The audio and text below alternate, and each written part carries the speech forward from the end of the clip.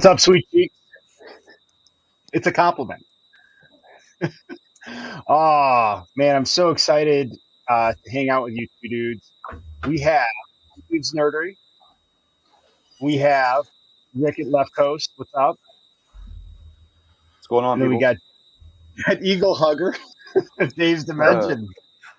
Oh, man, I've been looking forward to this because, man, for anyone who's been watching Peacemaker, I think it is just a treasure of a show, and it's filled me with so much joy. And I just want to talk about it with people who also like the show. I'm so grateful that we get to hang out your show and discuss it. Filled me with so much joy. Oh, who's that? Yeah. Did you know Eagle has a voice actor? Yeah, did you see who it was? It's D. Bradley Baker. D. Bradley Baker, yeah. Isn't that crazy? I had no idea that now. I had no idea. It's going to eventually talk. Wouldn't that be cool if it did? Well, maybe on a trip or something. Well, so I've never really talked about a show like this on just like a stream, just about a show. So I don't even know how to start. Do you guys just want to talk about episode 4, kind of tip to tail, like just what we thought as the episode went through, and then talk about the show, or what do you guys think? Do we want to? Good, but we can talk about what we've seen in the first couple episodes too, because it's still new. By the way, I'm the psychotic guy who stayed up all the way till 3 a.m. and watched it. I got up at 5 to watch it before work. I watched it like an hour ago. I downloaded it, or I got it this morning. I watched it before dinner. Just before the stream, I watched it a second time. The episode. So good, dude. It's so good. Oh, check out who's here. We got Fabulous Disaster. What's up, buddy? Hey, Fabulous. How are you? I really like the fact that I can recognize parts of the Lower Mainland in Vancouver throughout the whole episode. Whenever they're outside, awesome. I'm looking and I recognize where they are. So when he was fighting tonight, so it was shot in Vancouver. That was 100%. And a lot of shows are shot up there. A lot of the cast is from Vancouver because we have labor laws in Canada. You can't come to Canada and have 100% Americans or whatever working on a show. It's not allowed. So there's a lot of Canadian actors in the show. Just want to shout out Me Too Garcha. I know she's not watching, but she was the reporter on the television talking about, she's a local newscaster. That's here. Cool. Yeah, and I always notice those kind of things. And in the jail, this guy, one of the bald kind of prisoners, white guys, in credits, his name is Ass Dickhead. So they named the 3 dickheads because that guy called him a dickhead, I guess. But his name is Paul Lazenby. He's known as the Mauler.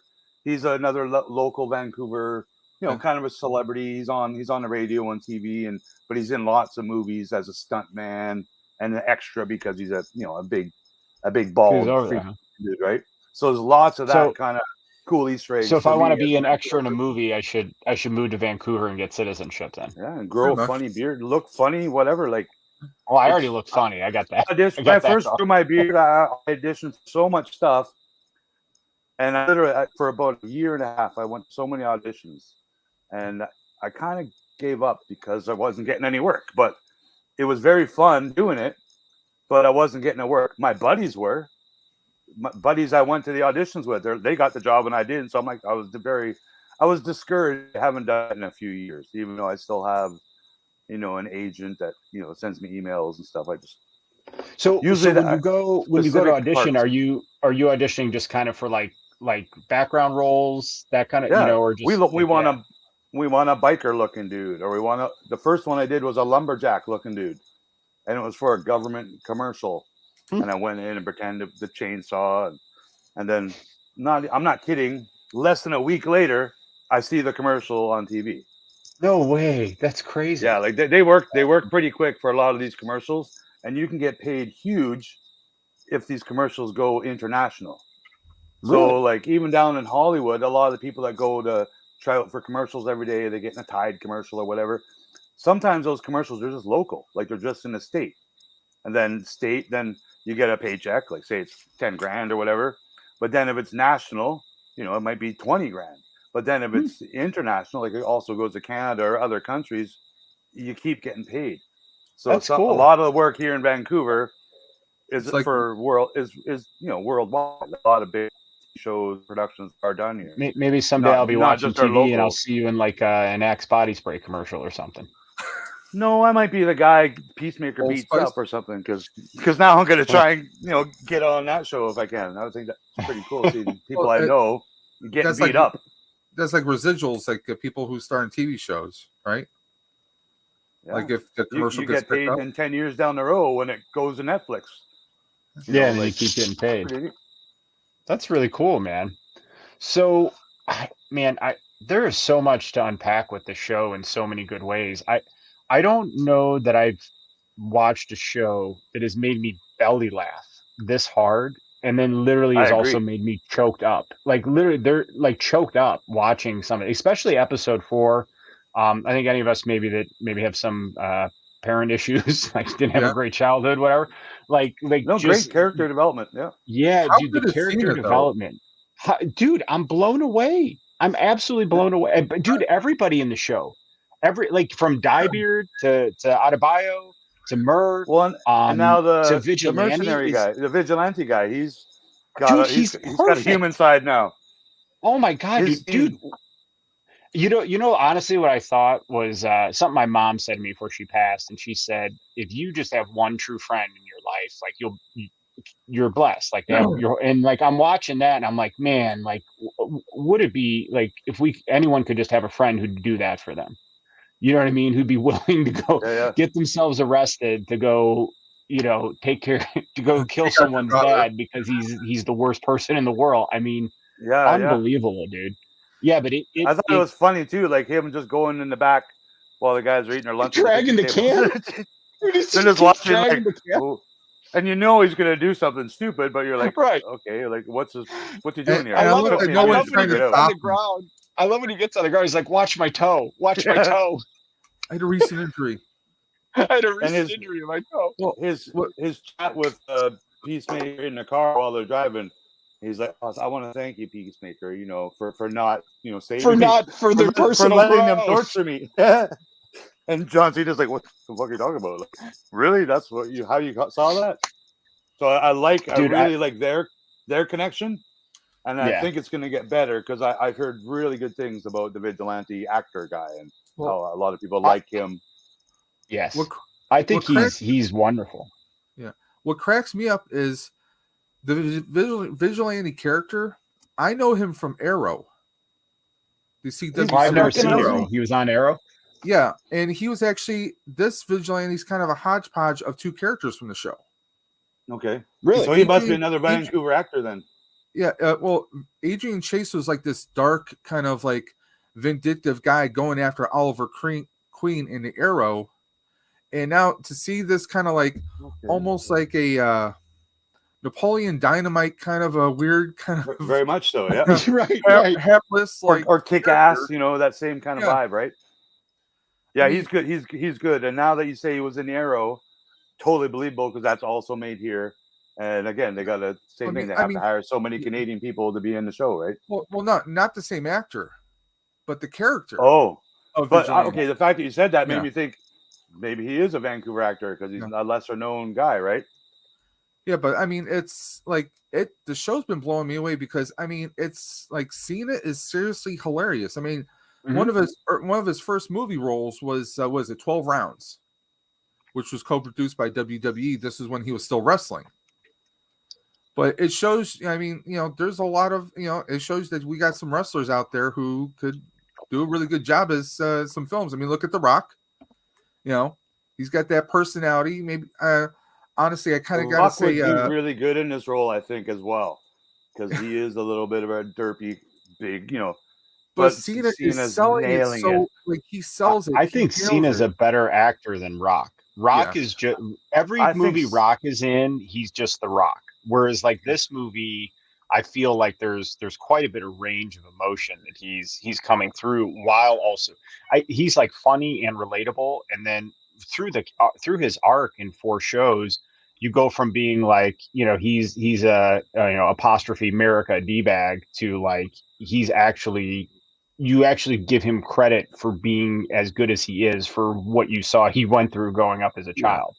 You know what I mean? Like you just, it's amazing that he shows that, man. And I I'm think I'm a so lot of- I impressed. just texted my buddy Dave, who worked on the show, is a prop guy, and I'm like, tell him how much I love the show, and he's like, damn straight. I'm like, too. He put a bunch of fingers crossed emojis, so he wants it too.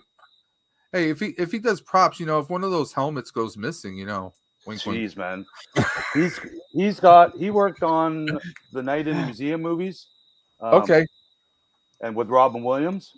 So he got to meet Robin Williams when that was Oh, made, man. and made a good connection with him, right? Because I guess Robin really admired Dave's tattoos, his sleeve art. And Robin's like a bear, right? Like he has more hair on his arms than most people have, like in their family. So he's like, I can't do that, but I'd love to do that, right? And he's got this big bushy arm. But Dave has one of those sword props. Okay. From what I can't remember the character Robin Williams played, but it's like a Teddy World War Roosevelt. Yeah, he's got a sword prop from that movie, and he'll cherish that. Probably the cavalry sword that he used to pose with. That's awesome. Yeah, so he brags about that experience a lot. Like how it was so cool to work with someone like Robin Williams. So Fabulous said he's been surprised by the emotional ride the show's been, you know, belly laughing. And legit, so. like some stuff, like shows like you chuckle or you get a laugh. Like I've legit been belly laughing watching the show. Like the scene today, and again, I try to have sensitivity to stuff like this, but when he said your dad's pretending to be gay just to get away from you, like what? that was that line was so funny, dude. And then the guy, like, then what did Cena say? Cena say, or the vigilante said something, and Cena said, "Well, we're talking about dads," and it was right on point. Like he's like, "Why did you say that?" He's like, "Well, we are talking about dads," and I'm like, "Oh my god, man, that's real!" Like he just was that written, or did he just say that? Because you're saying about how good an actor he is. I think that's how John Cena is in real life. Like I don't think he's acting as much as he's just having fun. You know, being a superhero kind of thing, right? On TV. He's enjoying life. He's like not really worried about being so PC, so politically correct. Just having a good time. And I mean, come on, Brandon. How many people get to actually play a comic book character? Well, absolutely. And he goes around town wearing his costume. Like when he was here, I've seen him on the he would go to Starbucks, like wearing his Peacemaker. Really? That's so cool. Oh yeah, and he goes on all the talk shows wearing his uniform and Jimmy Fallon and all that stuff. He loves it. That's awesome. He worked hard promoting it. That's cool, man. I want to say what's up to Brandon. And yeah, Brandon, like that's the whole point of this show is not to, you know, we were talking before we hopped on, you know, no show can ever be 100% perfect. And, you know, you could focus on the 98% you love, or maybe the 2% you didn't. And the spirit of us hanging out tonight is just to focus on all the things we love about the show and just share joy with each other, because it's so much more fun to share your joy versus me just sitting by myself, maybe typing like this on Twitter, like, I love the show tonight, great job. You know what I mean? It's kind of lonely that way. And here it's just like you're hanging out with friends and geeking out together, man, which is awesome. Thanks for hanging out. I think it's really close to being what you classify as a perfect, I'm not going to say man show, but show. It's there's acting in it. There's character development. Mm-hmm. There's kick-ass fight scenes. Like there's a great fight scene with the Ninja Master again today. How he's not dead. Dude.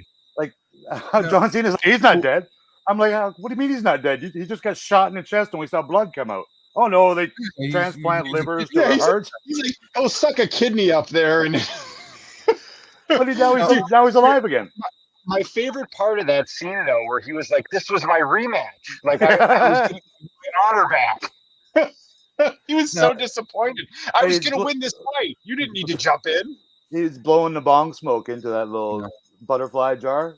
I was waiting for what was going to happen. That was so funny at the end. Okay, question: who was the kid that kind of fell on the ground and looked like that's his brother that was having it looked like he was having like a stroke from him. What I'm gonna guess happened is that he punched him and then he fell over and had a stroke and died. Yeah.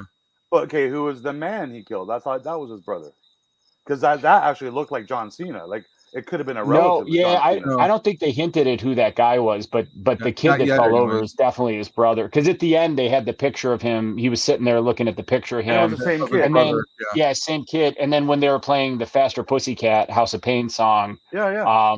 he which was awesome. Dude, And I'm telling you right now, every episode there's going to be a key album. There's By the way, because Dave as the prop master, he had to go get a lot of these albums. Guys, he told me, he's like, this is what it's about. This music is big for the show. I went through the first 3 episodes. I still have to go through number 4. I have all the songs written down. There you go. Do you really? Yes, It's a huge part of this whole show and the season. I'm going to every show has an album. And I'm going to make my own little soundtrack playlist for this because I've been loving the music. Oh, the music soundtrack's coming out at the end of the season 1. Well, dude, when he was getting the butterfly high, which I thought was hysterical, and then the cool part was he's on the floor and he's just emoting. He's in pain in that point, right? He's remembering, and the butterfly came over and Eagly's there, and I'm just sitting there. I'm like, that is like, it was so touching. I'm like, that was a very good scene. Funny. I agree, it was man. Simultaneously funny and touching at the same time, and that's the brilliance of the writing of the show. And what was crazy though was when that song started playing, I legit remembered the music video. And I don't know if you guys went and looked at the Faster Pussycat music video, but it parallels that episode. It like really so James Gunn just I don't know if he had that song in his mind and then the episode came from the song, or maybe he did it and then he somehow. But whatever that happened, man, it was brilliant. Just how he was doing the Gunn Axl is a music genius. Kind of Guns N' Roses dance. I swear, Gunn had to have been a DJ at some point in time in his life because every project he does, he's got amazing music. Guardians of the Galaxy movies is just like the perfect song. It's not cheap to get one song, let alone a song every episode or multiple songs. I'm gonna admit something. Like I really want to buy a Faster Pussycat shirt now. Because he was wearing that shirt, I'm like, I'm not gonna look like 8% as good as he does in that shirt. But I kind of want that shirt. I'm gonna guess they had to make that shirt, custom make it, because I'm pretty sure they didn't make quadruple XL Faster Pussycat shirts in the 80s. No, not like that, man. Big rip guys. What was Cena's money? I'm sure he's got his own collection. Who knows? That might have been his own private collection for all we know. Well, I know the albums, they're real vintage albums, but the shirt that he was wearing, I don't think could have really existed because I don't think they made 4XL shirts in the 70s. No, but probably get the image and just print it. Screen print and weather it and all that. Brandon, there's post-credit scenes, and it's one of the funny things is one is like a deleted scene and the deleted scene tonight with the duck. Well, that was just a retake of the same scene. Yeah. So I mean, it was like an additional version of that scene. But he's like, it doesn't even make sense. Like, how would you walks like a duck on his feet? Yeah. A duck in a human costume? How is that possible? So, all right, I want to ask you guys, total foreshadowing with that gorilla. So, when the gorilla escapes from the zoo, James Gunn is smart, right? So that's total foreshadowing. So does he turn in and I'm not a huge, when I grew up, I was born in 1977. So I grew up on Super Friends, Aquaman is Amazing Friends. So as a kid, I loved the DC cartoons. Obviously Linda Carter is the GOAT, you know what I mean? But as I got older, I read more Marvel comics, and then I grew further and further away from DC. Over time. So I don't have, I feel like I have an extensive Marvel knowledge, but my DC is really Batman, Superman, one, you know what I mean? Very Batman, narrow. Yeah. So one of the things I love about the show is that I don't have any expectations like I would maybe for Marvel, because I've read the comics, you know what I mean? And so for everything I'm being introduced here, it's a clean slate. And for me, that's a really refreshing experience because I don't know these characters at all. I don't know any of them. But the one thing I thought of when I saw the gorilla was, could that be Gorilla Grodd somehow? Or the gorilla escapes? Or does the butterfly inhabit him and that's what turns him into Gorilla Grodd? Good call. There's been a few gorillas in DC Comics, actually. Are there? There's Ultra Humanite. There's a whole bunch.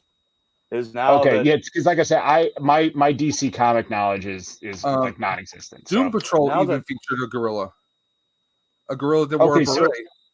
So I guess it's fair to say the gorilla is going to come into play somehow. We just don't know if it's going to be on Team Peacemaker or Peacemaker is going to if Peacemaker is fighting gorilla, that probably is going to be hysterical.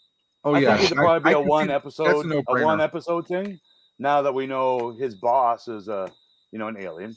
I think the big thing we got out of today's episode is his dad. His dad is now pissed off. So his dad, as we learned, used to dress up as a supervillain and kill black people or whatever he did. People to play I think that character is coming back now. Oh, dude, he's totally going to get suited up. Going into that costume, and he'll be the main villain. He's was it the White Dragon? Is that his name? Yeah, dude, he's totally going to fight his dad at some point. As soon as we saw the suit, that was happening. That's the character arc for him finally, like that's the way to fully break free is for him to do that, I think. So I think that's going to happen. But I think we brought up a couple things. So the Murr twist, I didn't see that coming at all. I thought that was interesting. No, I didn't either. The question is, are the butterflies good? Or is he a good butterfly, or is he a bad? I think he's a good butterfly. I think you might be right.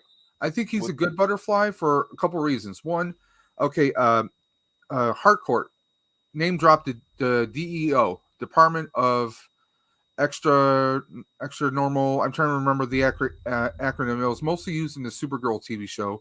It was like a department of government to basically monitor and police aliens who would come to Earth.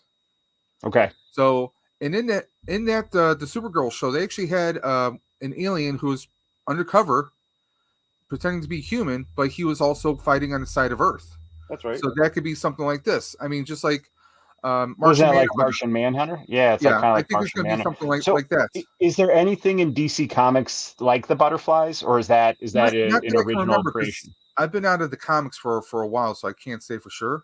But I mean, even that Starfish was a deep Starro pull. Starro, yeah, that was a deep pull 70s, to put in a movie. Like it was not many people knew that existed. Here's what I'm wondering: Are there some butterflies that are good, some butterflies that are bad potentially?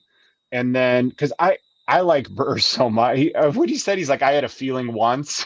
I love that line, but so that's what I'm wondering. Like, is he a bad butterfly that is permitting this dysfunctional team? Because they keep screwing up each episode and making things worse. Is he acts like he's mad, but is that by design? Like he wants that to happen, or is he a good butterfly fighting the? You know what I mean? So I don't know. Man. We could have found out if she didn't shoot that ninja guy. Right. We were about to find out the whole reason. Did she shoot him because she knows? Because she's Amanda's daughter. She shot him because he was about to say something. And that's the craziest thing, that she's Amanda Waller's daughter, given how she acts and how she's just like, she's never shot anyone. You figure Waller's daughter would have been killing people at 15 years old. Well, but remember, she's working for someone else. But here's the thing, though. She's working for that black chick from Suicide Squad. She's a plant in that Waller. Yeah, that's Amanda Waller. Well, that's what I'm wondering is it an act? Is it an act? Because like the other thing is like every character on the show has had a good character arc. So like her character arc is really good, and a lot of it is, again, it's breaking free of the environment of your childhood, right? The dysfunction of your being better than your parents, being better than you were raised to be, because inherently who you are inside is better than that, right? And like I love, again, man, I had kind of rough growing up, so like I love that concept, and it's really touching to me because I feel like I've had a journey like that, you know what I mean? And so like it really, but there's that theme that runs through the show, but to her I can't, like, that's what, when she shot him, that's why I was like, is she a plant? And is this an act? Fourth, I think every episode so far, at least twice, she said, "Oh, I've never shot anyone before. I've never killed anyone before." I think she's going to turn out to be like a harsh killer. Like, I think she's killed lots of people before, and we just don't. She's lying. I think there's a little bit of trickery going on with her character, not just the boss. So do you think she purposely put the shot on the iPad? No, I can't see why that would be done on purpose, but that was the funniest scene in that episode. Dude, that was great. That was great. I was not expecting that. That was great. That was great. By the way, it was so funny, Sean. We were on 3 Men and a Monkey Lizard because I was gushing about the show, and Sean's like, "Oh, my daughter's 14. Should I watch it with her?" I'm like, "Oh my god, Oh, no, no. watch with your children. No." I'm like, Mrs. Definitely Dude. not. Mrs. Dude didn't even get 10 minutes into the first episode with me, and she looks at me and she's like, "If you're watching this, I'm going to bed." I'm like, "Good night. I'll see you tomorrow." The first 10 minutes, the first 10 minutes was nothing compared to The Boys. I know. Well, yeah. When She didn't. the Yeah, girlfriend but you gets know, it's okay. ran through. She doesn't like. You know what the thing is? I think if she got past like that initial violence, I think she would like the show because of the character development is so good. And you know what I mean? Like because really like I think the first episode maybe had a lot more violence than we've seen the last few. The last There was none. few episodes have been way more character driven. Like the only thing was the fight with the fight in jail and then the fight in the parking lot. Dude, and the fight with that scene with Vigilante, I was in tears when he's like, we all really express our feelings about what African Americans have contributed to American culture. Yeah. Oh my god, dude, that was amazing. And then the fight scene, like I love how when he knew the guy, he just took his glasses off and calmly put him down, and he beat the crap out of them effortlessly. Like that was so cathartic to watch. That people like that get their butt kicked because they deserve it. And then he kicked the guy in the head, and right after he's like, "Oh my toe, my toe!" But he did the toe, dude. But the writing, the writing is so good. Like, because you know, like a fight scene. Part of what I like about this is, you know, a good fight scene is cool, right? Like we might enjoy the special effects or something. But when the fight scene has content to it and before it, like right there, like there's an impetus for that fight scene. And it wasn't like you just wanted him to kick their butts because of those guys are jerks and you wanted that. Like the way he initiated it and their reaction made me extra happy that he kicked their butt like that. I thought that was I think it shows how tough he actually is, right? Like we didn't really know. We thought he was just a weirdo in a costume, you know. But yeah, he's pretty tough. And the scene with seeing a little ninja frog guy was a fantastic fight scene. No, is he Jiu-Jitsu master? What's his name again? Ninja master? Judo Master. I don't know, man. I think he's called What is Judo it? Master. I thought Judo Master. It's Judo Master. Judo Master. That's right. Or dude, I want a judo. I don't have any. I only have 2 DC figures, and one is Linda Carter Wonder Woman, which is still in box because she's the GOAT. And then the other DC figure I did get by proxy. My daughter let me have it now because she's 13 and too cool for action figures anymore. But I have the Gal Gadot Wonder Woman figure, which is a cool figure. But I would love a Judo Master figure, man. I would get that in a heartbeat. I think I want a Peacemaker as long as he comes with flaming hot Cheetos. As long as he comes with a bag of flaming hot Cheetos. He was eating them again today. Yeah. No, he wasn't eating the flaming hot Cheetos. He had a bag of chips, but it wasn't flaming hot Cheetos. Yeah, it was yellow or something. Yeah, it was blurry because I wanted to see what it was. But when John Cena went outside to look for him, it was windy, and you see a chip bag. A little bag of chips. A chip bag was by. Yeah, you saw the bag of chips slip by. And then he goes, and I'm like, oh my god, this is hilarious. But dude, it was like what that was like a Western, like the tumbleweed rolling by, but it was the bag of chips. It was a chip bag that he just ate. So, how'd you like the superhero landing? Oh, he nailed that. It was so good. He nailed it.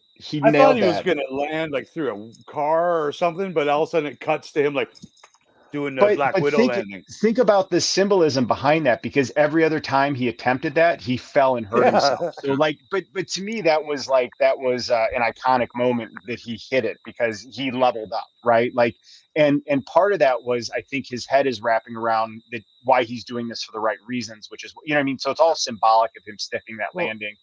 And I just love how layered it is, but I want to read a couple comments, guys. Sorry, real quick.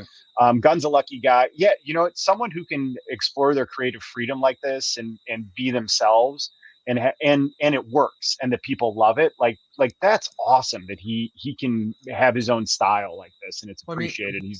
I thought Brian was talking about his beautiful wife. Oh, I didn't know he's married. Okay, good for him. And didn't he get canceled also? Like, and he came back from being canceled. Yeah, with Guardians 3 with Disney. Yeah, it was something from a few years back. But it's cool that he can do. He can no do helmet stuff this episode at all. Disney. Yeah, there was no helmet, was there? He didn't put one on. He took like 5 of them from his dad's house, but I love when he just starts throwing it in the bag. He even took the scabies one. Remember? He did? no, I didn't see that. He took the scabies one? Because it was the one where he's like, yeah. Where he was like, he wasn't too sure if he wanted to take that one or not. That was the one. Oh my God. I hope he wears it. That's going to be hysterical. He gives somebody scabies with the helmet. No, if someone else, if he took all the helmets, and what if they have it where he gives each of the team members a helmet? Oh, I never thought about that. Oh, at the end, yeah. Economist or someone gets the scabies. That would be hilarious. So I think what was I going to say? I wrote notes here, but my handwriting's terrible. Did you write down the name of the episode? Oh, no. Whoa. So, okay. No, because one of the things I wanted to talk in it. Wait, the Chode was hysterical. Where he's like, I'm a grower, not a shower.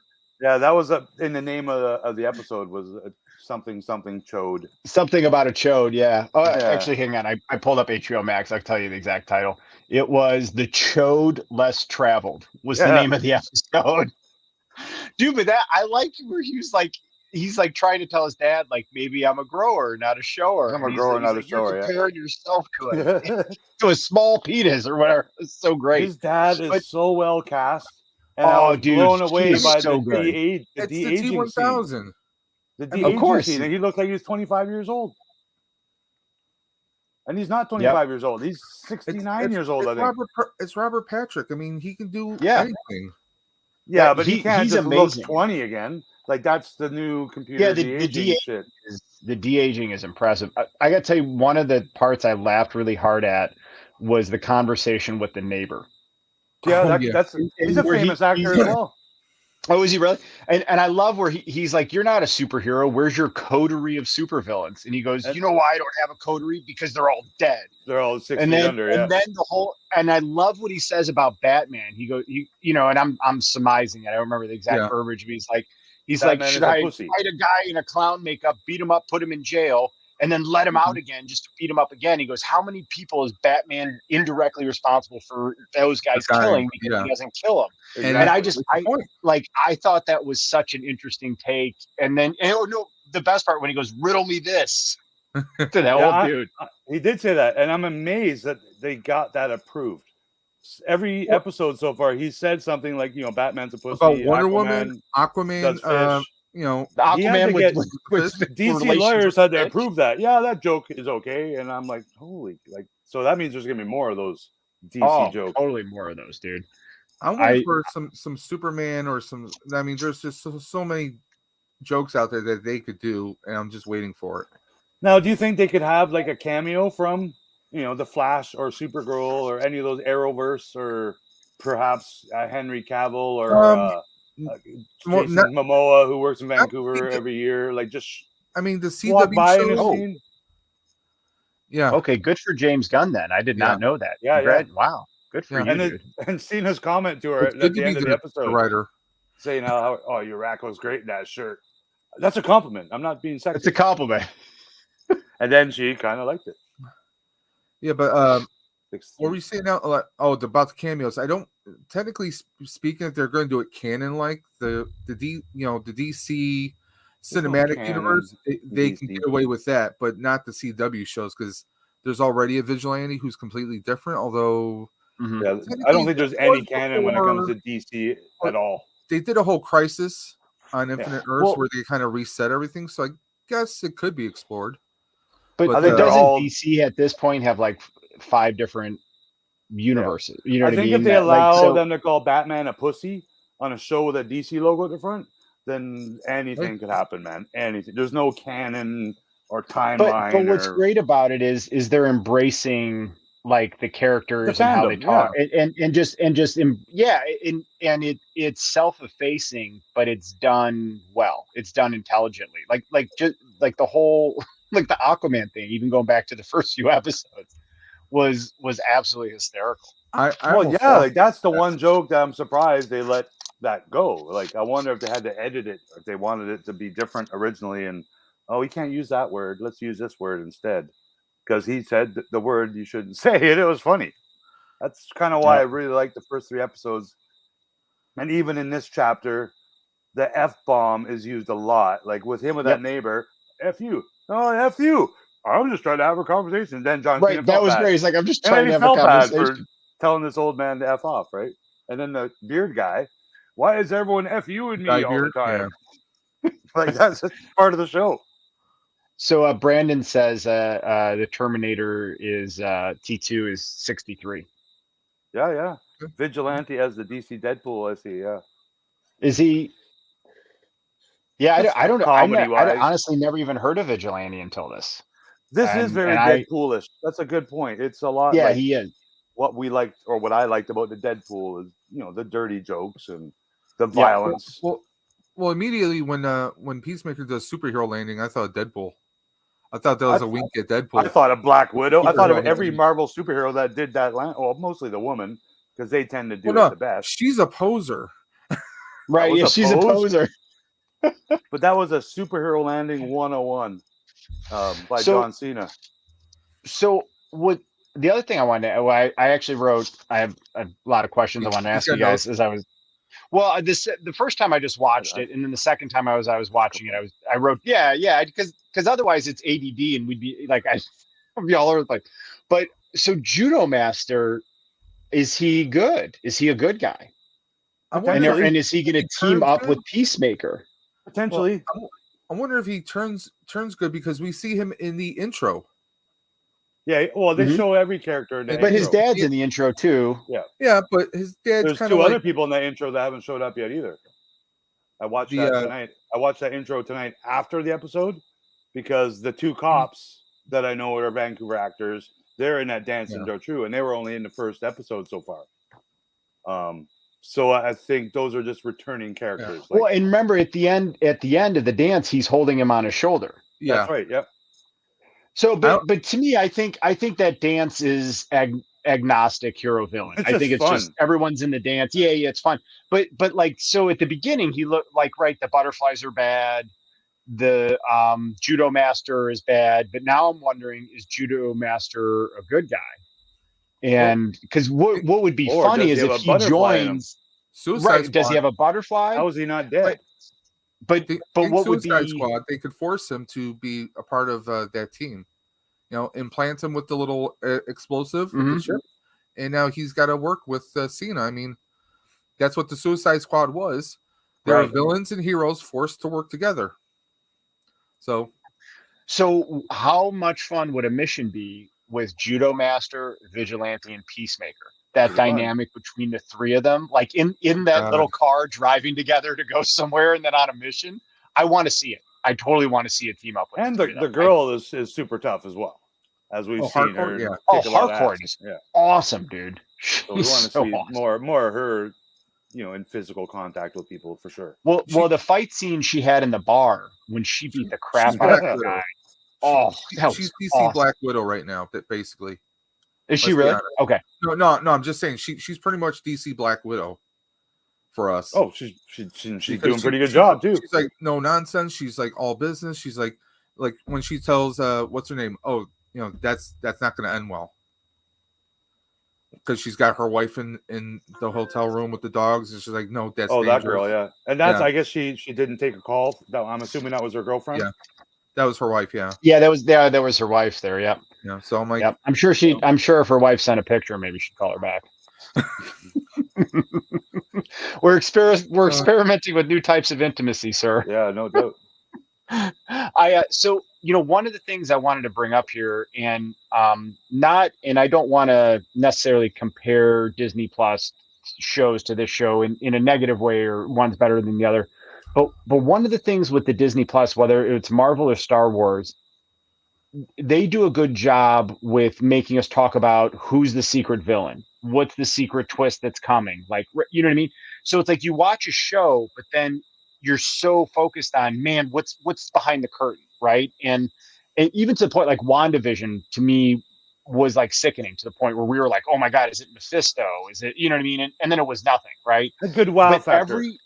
But if you think about it, every DC, I'm sorry, like pretty much every show on Disney Plus, whether it's Star Wars or Boba Fett's done a better job of it, has that who's the villain, who's behind the curtain. it actually got to the point where even on 3 Men and Monkey Lizard, we talked about so much after WandaVision. I was like, I'm done with the conjecture of it, right? I'm done with the secret villain. What's the twist?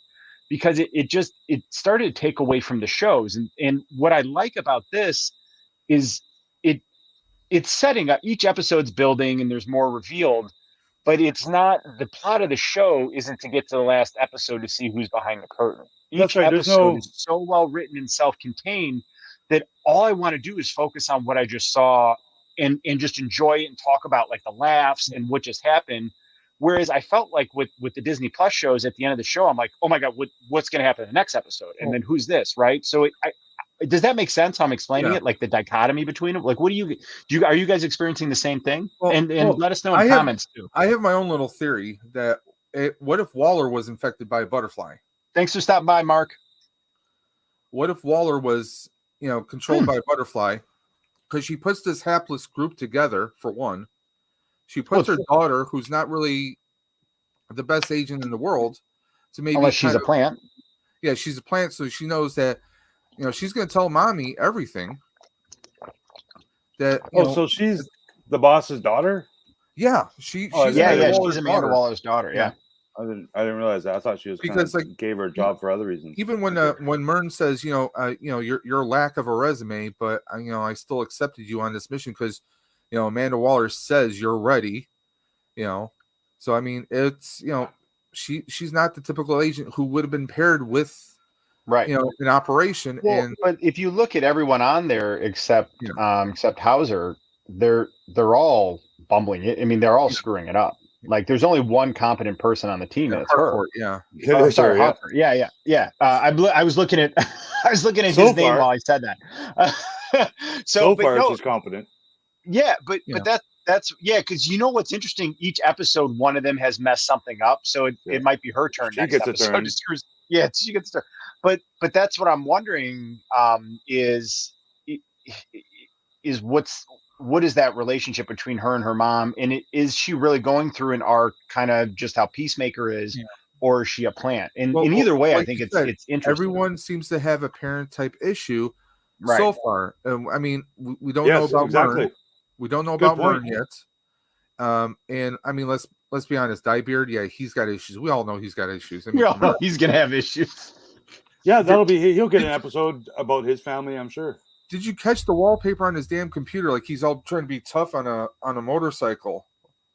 No, I didn't see. There's a little wallpaper. If you watch it again in the last episode, I'll check. He's like, I like looking for that. There's like a pose. I'm like, seriously? Looks like when I see the news on the TV and it's the same newscaster I watch every day at 6, I lose my shit. I'm like, oh my God, man, that's all. I see that lots. Like Arrow and The Flash and every other show that's ever made in Vancouver. All those newscasters are local newscasters. They don't have to dig far for them. There's a lot of them around, right, in every city. Well, yeah, I know, like in Vancouver, I mean, a lot of the actors pretty much appear on all the other shows. I mean, you can look at the Sci-Fi channel, like they had the same people reoccurring on Stargate and and like Warehouse 13. A lot of the actors are kind of recycled because they're kind of based there. Dude, all right, maybe I should move to Vancouver. I can just be an industry here is it's the same with the people using the cameras and the grips and the prop masters and the lighting crew and everything. Like it's a huge industry here in Vancouver, much like it is in Hollywood or Toronto or even New York or wherever else they do a lot of filming. I mean, if I'm correct, they filmed a lot of Smallville there. Pretty much almost all of the CW shows there. They built Smallville in a parking lot right by our rapid transit system, so anyone could go by on the SkyTrain, it's called, and look at these fake buildings of Smallville. Oh yeah, what's the other? Not 300. The Watchmen. They built that whole. They built a big fake city in the middle off the highway. I didn't get into that. You just see a big green screen, right? Same with Star Trek. They made all the new Trek. But now built an Enterprise, put it like a green screen behind it, and you can't really go on the set, but you see pictures and stuff about it. It's amazing. Like the set they made for the Watchmen was fantastic. I got you can see that right from the road, and it looks real. But then you look at the side of it, like it looks so good. Then you look at it, and it's like, it's literally it's like a piece of plywood with windows on it. Like it's It's phenomenal. It looks so real. And then they fly in their spaceship and do all their filming and stuff, right? So much like how they're doing the Mando and Boba Fett now, where they got that. A lot of it's digital. It's a TV screen now. Like, well, they have that. It's like a theater in the round, right? That they have a 360 degree. It's like a green screen, but it's actually projecting what you see on it. It's actually it's an LED screen. It's like your computer monitor you're looking at. It's that. Mm-hmm. It's high res. Yeah. It's pretty neat what they do, but you can see the difference between an MCU show and a Star Wars show on Disney Plus, because MCU tends to be more real, so you can notice the difference. But I love all outside.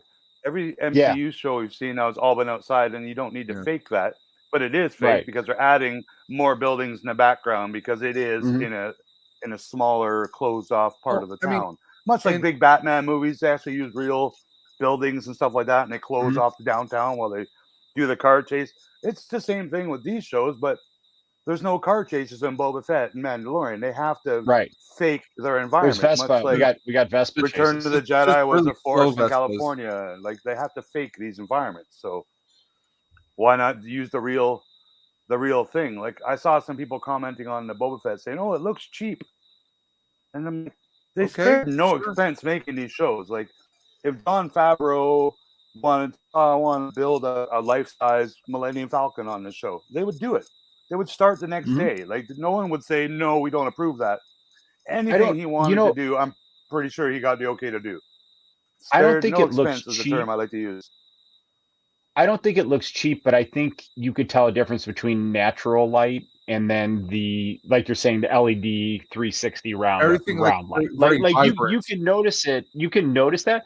But again, if the storytelling in that show is so good, like, am I going to just sit and focus on that? Like, who cares? Like, I'm not there just for the special effects aesthetics. Like, special effects are great, but if the show's like, and I don't want to pick on if anybody likes the DC movies, but like, some of the Zack Snyder special effects are neat, but the storytelling for me is I can't even finish the movies because they're so bad. So I would rather have good storytelling, and then maybe you sacrifice a little bit on some of the lighting and how those LEDs looks. But if the storytelling's immersive, who cares? Like, it's a great show. One big difference there, like with the Zack Snyder, like the Snyder cut. You've seen that, right? The yes, where 20% of the movie was in slow motion. Yeah, like, that's him. That's not a crew of 100 people at a studio somewhere. That's him on his freaking computer. He does that. Like, he is. Does he really? That's amazing. Yeah, man. What a talent. A lot of people are. James Gunn might even be almost this talented as well. Where, like Kevin Smith and stuff. Some of these guys cut their own movies, like, literally, and they'll do their own special effects. That's cool. And I think it's getting to that now with, the Mandoverse and them using the Stagecraft. Is that right? They can shoot a scene and then a minute later it's real time. Go look at a TV, the widescreen format, and how would this look? Yeah, you would know in a matter of seconds. Oh, okay, let's reshoot it. It's too bright, or it's not dark enough, or there should be two suns and not one sun. But it has to speed up post-production, right? So that means we can get shows out quicker. You know what I mean? And you can produce stuff. But I'm. What's so cool is I feel like, just television-wise, we're in a golden era of science fiction. Absolutely. There is so much. There's they just announced all the new Star Trek coming this year. There's 4 new series they're going to be airing, which is I'm not a fan of what's the one, the current one. Discovery. I like the first 2 seasons. The third season lost me, but I'm really excited for Strange New Worlds and season 2 Picard. So we have Star Trek coming out. We have all the Marvel. We have Star Wars, and now we have Peacemaker. You know what I mean? And then you have then there's other shows, right, and other channels and stuff. But it's we have such a wealth of content now. I think it's fantastic. Well, was it CW? You got a bunch of DC shows there. You got the Legends of Tomorrow still continuing. You have the Lois and Superman show, which I actually like the tone of that show. It's a darker tone for Superman, and I kind of like it. Which one? Lois and Superman on CW. Oh, I've never seen it. Tyler Hoechlin. I'm probably butchering his name, but he's actually really good as Superman. I really like his. I didn't even know there makeup. was I didn't even know there was a Superman show. It's kind of like Smallville. It's a Yeah, lot of the it's- same people making it. So it's Lois and Superman had twins. One is kind of slightly on the spectrum, almost autistic in some sense, but he's kind of functional. But he starts exhibiting powers, and the other son has no powers.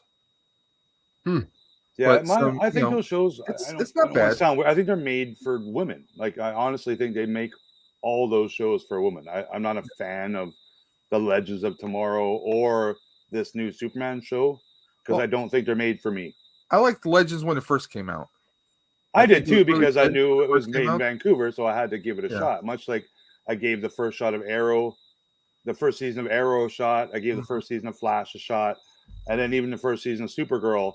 But I'm like, wow, these are terrible shows. Like they're absolutely. I did watch the first season of Supergirl, and it was okay. It did, but I watched it with my daughters, and my daughters didn't like it. You know what I mean? And my daughters like all the Marvel and Star Wars stuff. So to me, they're more like Archie comics. Like they're made for not 40-year-old guys. That's all. But you know what?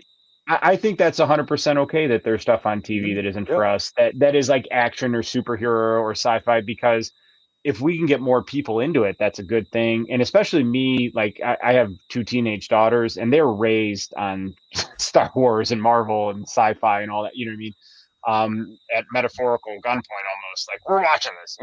And so I appreciate that there's stuff that's for them so that they could keep being interested, and maybe for some people it's a bridge, where then they get into other stuff, because what is a bummer is, Mrs. Dude's wonderful, and I'm very, very grateful to have just a smoking hot, smart, wonderful woman, but like our if you did that interest chart with the 2 circles, like our overlap is pretty narrow. So if there's stuff that's like a gap in there where we both could enjoy it, that would be cool. And there is some stuff, she watches she'll go watch a Star Wars movie, or she watches all the MCU and she enjoys them, but like she's not going to talk to me for 2 hours about it and the symbolism and like hey, we is are this exactly. like the comic? Yeah.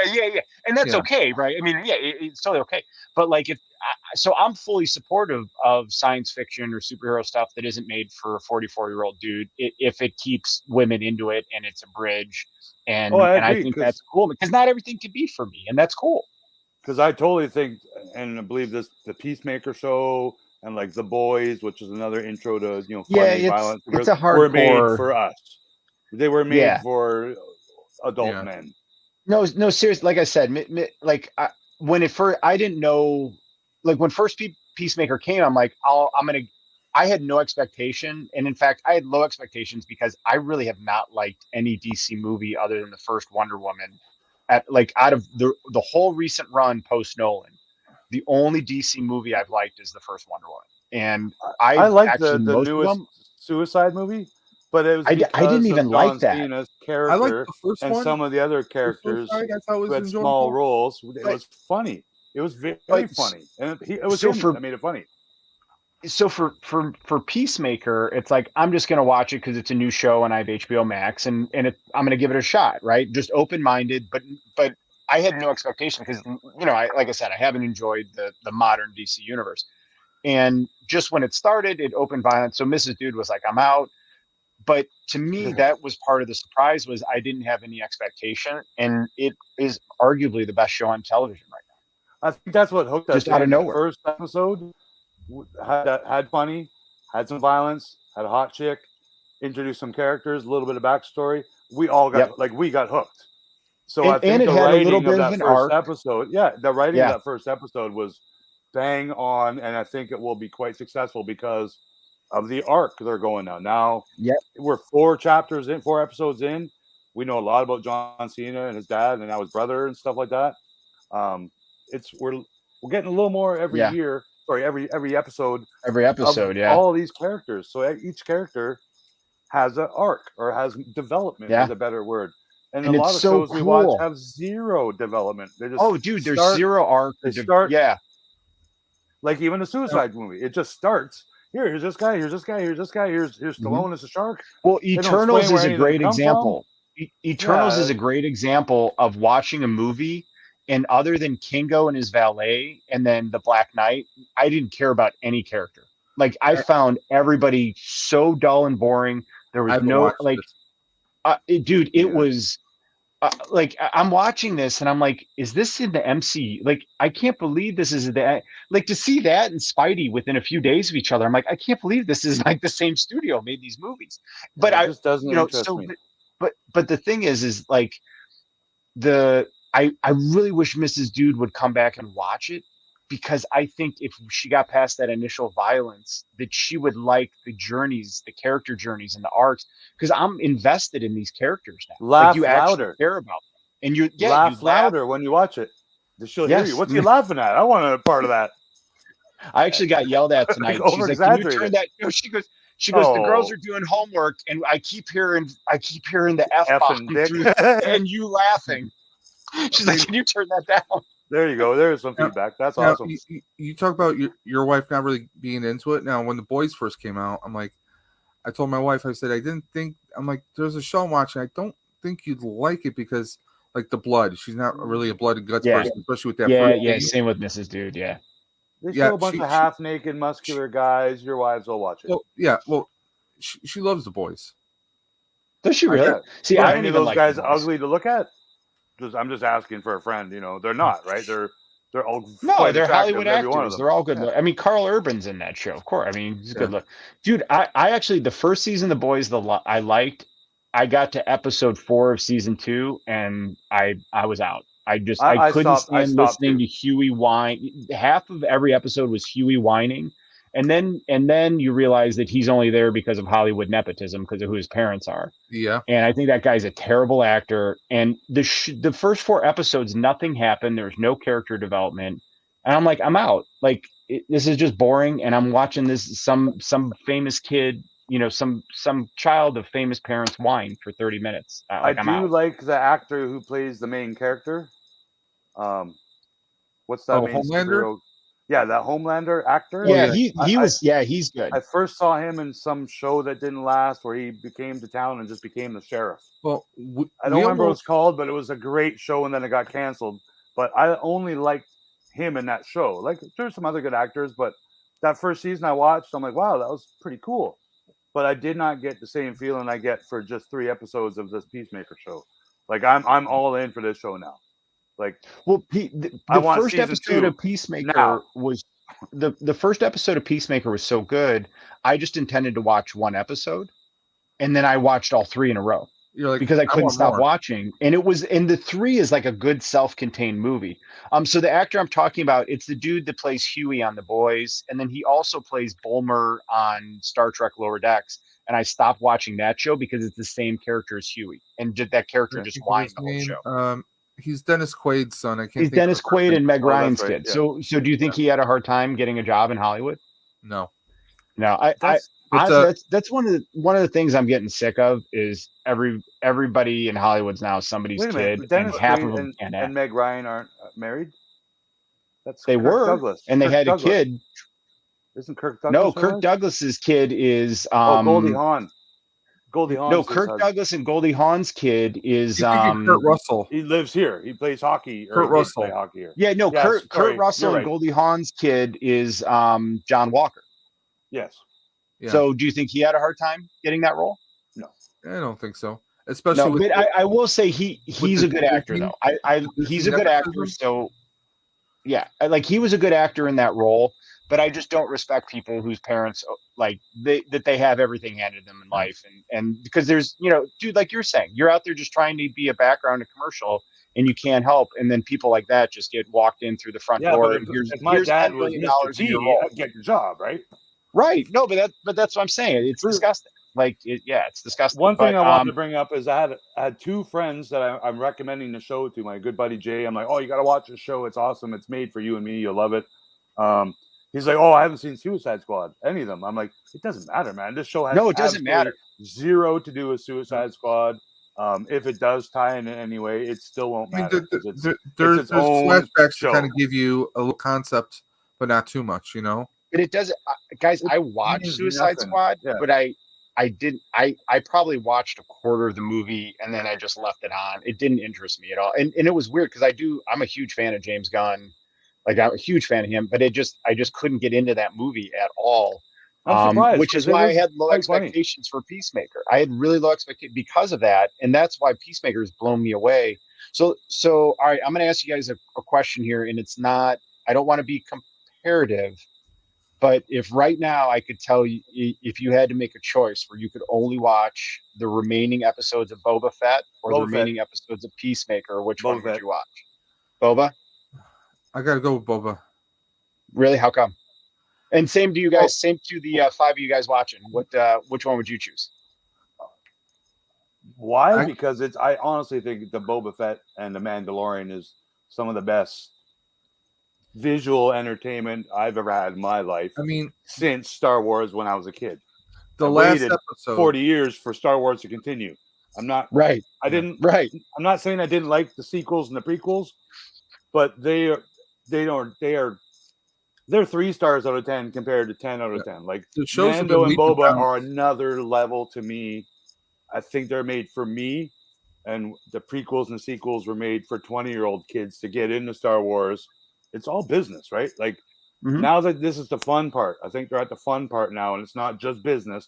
Of course, there's business and marketing and selling Baby Yodas and Boba Fett action figures, but that's a given with any of these big productions that have these properties and characters that are part of pop culture history. So that's always going to be a big part of marketing any of these things. But I think Jon Favreau and with help from Filoni and now these guest directors coming on, like the guy who directed this last Boba Fett episode, he made great. I think he did make like Power Rangers and weird, like he's not a big time director, but he's made Mortal Kombat. He made those Mortal Kombat movies and Fame. Did he? I didn't know that. And Fame and a couple other notable movies, but he's still learning. Like he hasn't done the big superhero Star Wars movie, but now he has. Now he's a top notch. Now he's going to get work. Now maybe he gets a Star Wars movie or a Marvel movie down the road, but potentially all of these guys, Rodriguez himself too. Like, I mean, he's doing a lot of work on this episode, and I think, I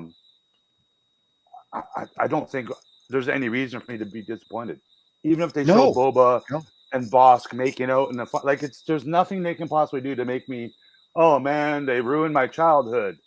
Disney raped me with a stuff. No, man, you're kidding me? Like this show we're watching now, I love it. Don't get me wrong. It's after Boba Fett show. Sorry, this is the best show of 2022 so far. The Boba Fett show started in 2021, so I can do that. I see what you did there. Look at you. You're towing the line. I like that. I like that when the Peacemaker. I don't know if it came out on HBO where they dropped 3 episodes. Is that what they did? Yeah. Or was it one episode? They dropped the first 3 episodes as a premiere. Yeah. Yeah, I like that. That worked out good for me. Like that, I got to watch. The first I got to watch drew 3 hours. Even if it wasn't 3 hours. I like that, and I dug it. I fell in love with it. It was like the first episode. Like you said. Yeah, but the first episode drew me in to where I was like, I can't go to bed now. I have to watch the next one. And then when I got to the second one, I was like, yeah, dude, there's no way I'm stopping now. Like, I got to see the 3rd episode. And I think if Boba Fett did that, if they dropped 3 episodes, like we all wish they did, kind of thing, because we're fans. Yeah. I think it wouldn't have worked the same because that story. It's more of a story. Like there's other slower burn. Yeah, there's backstory. They have to remember that they can't screw up canon. So there's so much more involved in writing the Boba Fett show than there is in writing a brand new character out of nowhere with a wrestler in it. And they can't screw this. They can't screw this up in the same way because there's nobody to piss off.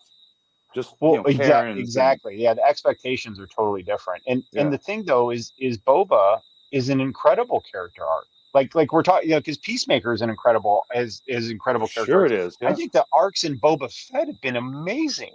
They've taken a guy that was on screen for 2.5 minutes that looked cool, that all of us love, and then in the comics has been like, I love him in the comics. He's fantastic. He's a badass. But when you first start the show, you're almost like, are we just going to get a bounty of the week? Like this week he's going to go do this, and then this week Kind he's of like the gonna get this Mando job, was. right? The Mando was a Yeah, little like adventure you Yeah, said, every episode and or what two. they did though is they turned it into like Dances with Wolves on Tatooine, where he lives with this Tusken tribe for 5 years, and he adopts their ways, and now he's better for it, and now he's changed, and now he doesn't like it's such an incredible arc and story, and it's all about him learning that he's stronger with the tribe than Well, by himself. it's still a Western if you think about it, just like It is. Mando was. Yes, Because I think it's go ahead. these first 4 chapters are all backstory. Like they literally are 50% backstory because they're. I heard this term today, the flashback the tank.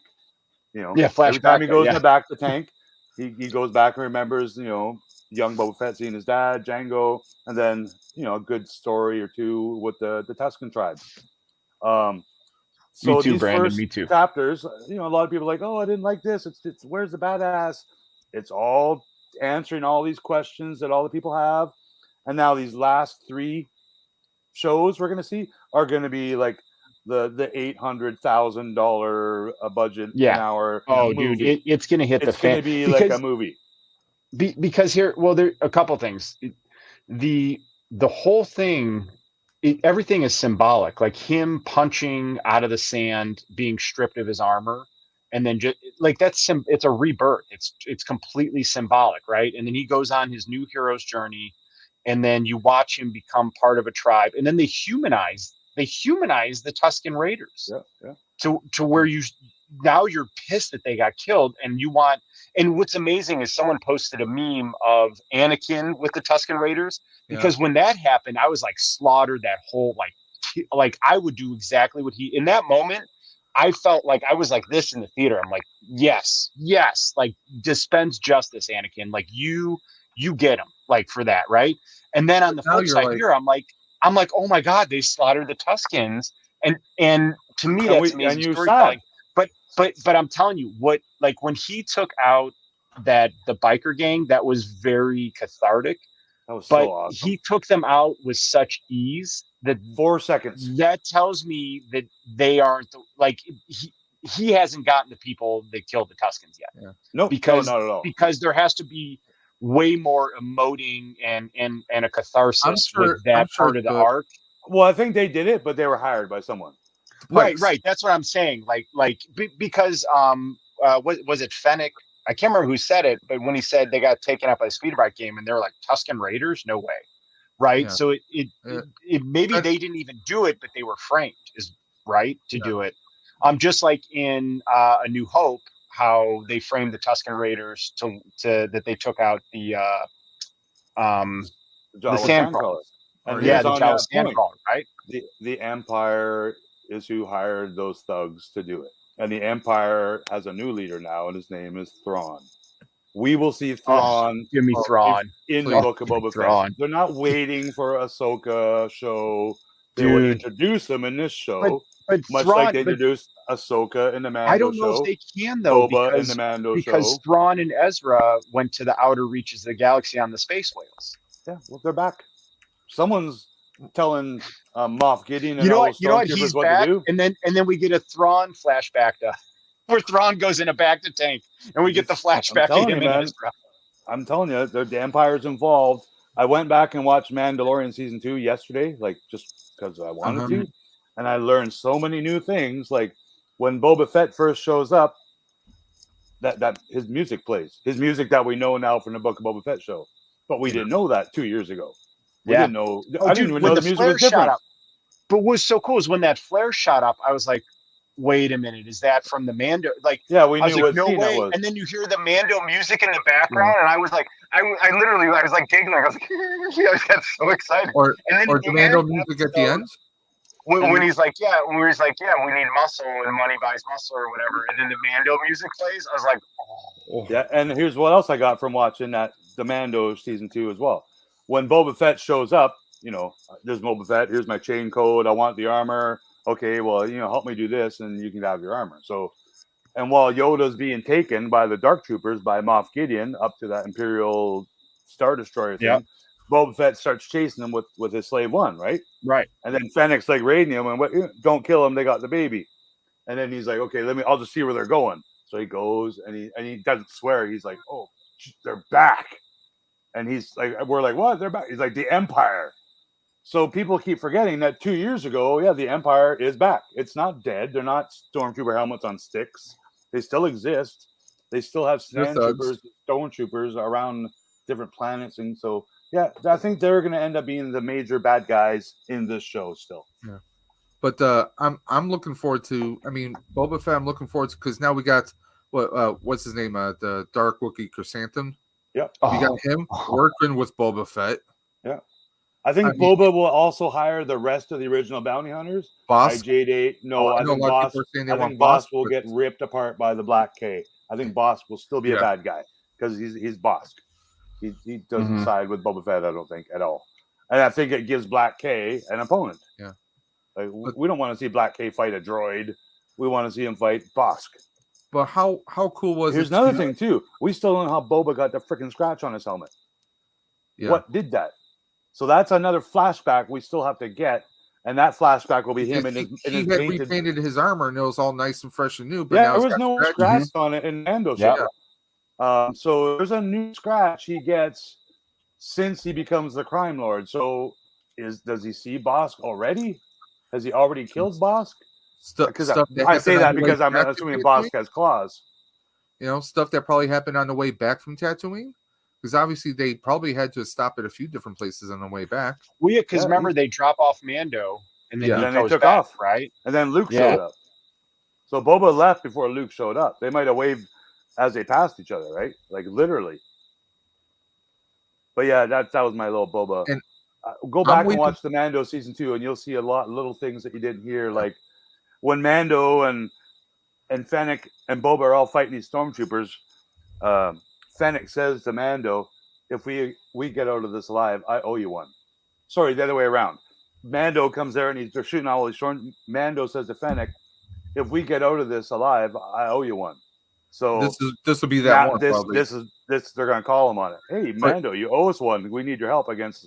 But here's the thing: is Mando going to be alone? Because the last time we saw Mando, he had the dark saber, which means he has the control of all the Mandalorians. Which brings that callback of all the maybe he brings an army. Spoiler rumors we heard that a bunch of the 501st and Mando mercs were asked to be in the Book of Boba Fett for a big scene. So I definitely think we're going to see a bunch of Mandos of all colors. And they wanted unmatched. I read and. Just silly things like that, but for sure there's going to be a bunch of people fighting a bunch of other people, and I think those bunch of other people are stormtroopers. That would be interesting. Well, because I'm sure the Empire is interested in Tatooine, right? I think they want. I don't know. I don't know if they have interest per se, but I'm sure whatever syndicate is above the Pikes will have say. Because remember, they said that I wouldn't put it above the Empire to contract out with the Pikes. Well, is Crimson Dawn still around? No, they're in the comics. They are in the so in the comics. So what happened is they kind of disappeared, and then they came back in the comics. There's a recent comic run where Kira, because Maul's dead, Kira's the head of Crimson Dawn, and she steals Solo from Boba Fett. So they steal Solo, frozen in carbonite, from Boba Fett, and then they auction him off, and they invite the Empire, and every syndicate is there. And I don't want to ruin it. It's called War of the Bounty Hunters. It's an awesome comic arc, and it has all the bounty hunters in it. It's really, really good. So Crimson Dawn was like in the shadows, and then came back really strong. So I mean, they definitely could be involved in this too. Yeah, for sure. See, that's what I'm thinking, because I mean, at first when we hear the concept, Boba Fett's going to be taking over Jabba's spot and everything, I was like, we're going to get the Space Sopranos now. That's what I thought it was going to be, but I mean, this is even better. I mean, this is so much better. We're seeing him humanized. It still has that kind of Western feel, almost like an old gunslinger, kind of getting soft. But then that sense of family, that sense of like he said, what is it good without having a tribe? Yeah, she called him. She called him weak, and he's like, "No, I'm strong. I'm stronger with big exactly because of the tribe." Because and think about what happened to him. He lost his dad. He saw his dad die, right? So he's still flat. So I think we're gonna go back. There's gonna be a flashback to I think so too. We got at least one good childhood of flashback. him at that age, because they kept going to that. So for whatever reason, I feel like they're going to touch on that. And I think we see Daniel you know what? Logan at his current age in this show. Yes, somehow I do. But you know what I really would hope we can get at some point is the Book of Jango Fett. And that would be really cool to have like a Django series to go back and explore that era. I think that is more, That'd again, cool. for the 20-year-olds only. And I think at this point, they want to make everyone happy. Yeah. Me, my sons, my grandchildren, I don't have kids, but I'm just saying there is certain age groups. They made the prequels for a reason. They made the sequels. They tried to make the sequels for a reason. Now they're making this for all the right reasons. I do get that, but I also think, so Star Wars came out in 1977, the year I was born. So really by I was 2, 3 when I was watching it. I know I saw Empire in the theater. It was the first movie I ever saw in the theater. And surely you had VHSs when you were 10 years old, and I watched 13 years old. But we wore those VHSs down. Yeah, we did. But when the prequel trilogy came out, I was a senior in college, so I was early 20s, and I loved 3/4 of that movie, and then the Jar Jar kid stuff. Like I was like, what, you know what I mean? And especially at like 21, 22, I was like, oh man, this is not, not for me. I was still super excited for it because it was hyped. No, I loved it. 30 years later, new Star Wars. Wow. But dude, you got young Obi-Wan, you got Maul. I mean, like, you know what I mean? It was, you got Palpatine before, he was, so like I said, it was just like the Jar Jar kid stuff that I didn't care for. Attack of the Clones had some good stuff, but I wasn't crazy about it. But then when Revenge of the Sith came out, Phantom Menace, favorite part of the trilogy is Darth Maul. Oh, absolutely. But dude, when Revenge of the Sith is a masterpiece, dude. Oh yeah. Like, say what you will about I enjoyed them thoroughly. Revenge of the Sith is incredible. And then you're right, like with the sequel trilogy, I don't think they know what they didn't have a plan, and they didn't know what they wanted to do, and they hit the easiest button of hiring a director who basically just copies everything we liked from the 80s. Like every movie he's made is a bastardized derivative of something we love from our childhood. I can't imagine how good those movies would be if they hired Favreau or Filoni to make those. Oh, well, and if they had a different world now. If they did what the MC, like now they're doing what the MC. COVID would have never happened if Favreau made those. Oh, dude, if Favreau, Favreau wrote. Didn't Favreau write and direct the first Iron Man movie? I mean, he pretty much birthed first two the Marvel Cinematic Universe. Yeah, he created. He did. So, I mean, and he was the one that he fought for Robert Downey Jr. Yeah, because remember back then Downey had like the drug problem stuff. Like he had in court. He was like drug issues in court, and he cleaned his act up right before that, and Favreau took a chance on him. Yeah, he was kind of soft canceled in the 90s. And I mean, on his own doing, really, right? He had a bad drug problem and stuff, I think, right? I believe his parents did too, though. But when you start acting as a teenager, and here's hundreds of $1,000s, let's go party with other movie star teenagers. Right? And what are you gonna do? You buy hookers and blow. Yeah. Like what else do you do? As far as the Star Wars movies go, I mean, either they need to do something like a continuation of the shows that they're doing now, or Old Republic or something, or do something like 100 years from now. Forget Rey, and I mean the Rey thing. I'm out. I'm out on the anything to do generations from now. I'm a fan of anything when they put the word Star Wars on it. Yeah, even the word Lucasfilm. Like I'm a fan of. I know I'll be a fan of it because it's my favorite property, right? But I would rather I prefer, the original trilogy and anything that spins off of that.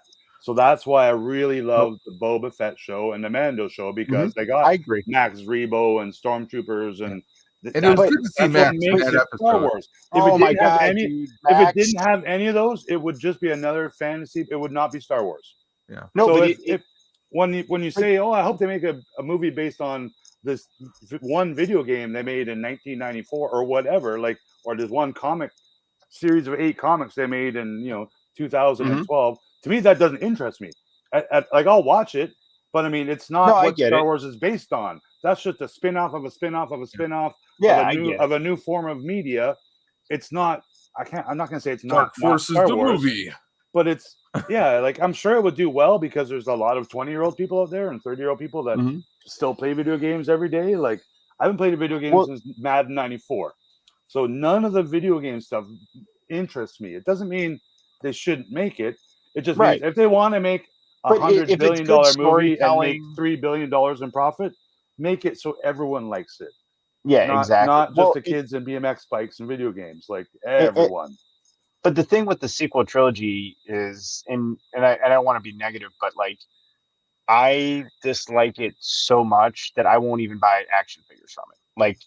And what I've done is instead of, again, there's a lot of channels that thrive off just hating it, right? And all that. Yeah. And again, I really, really don't like any of those movies. And they got like the two J.J. Abrams ones are probably the two worst movies I've ever seen. Like, they still made all the money and broke every box record when they came out. But they made less and less money each time because the movie. No, they made more. They broke each other's record every time. Did they really? Like, I thought.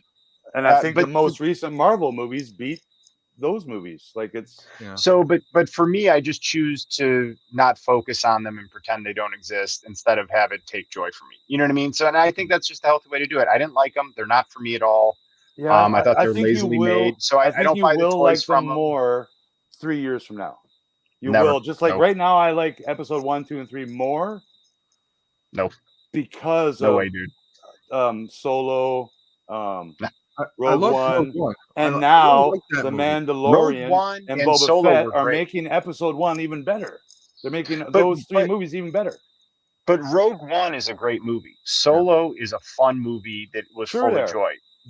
Like Force Awakens is just a bastardization of A New Hope, and The Rise of Skywalker is literally the worst movie I've ever seen in my life. Until you realize that both the Boba Fett, Ahsoka, Mandalorian, Kenobi, they're all going to answer questions on the sequel movie. But I don't want them to. It's too bad, though. Want none of it. It's like if all the movies started because of your sister or a family member of yours, they're always going to be attached to that family member. Like it's Star Wars is based on the Skywalker family.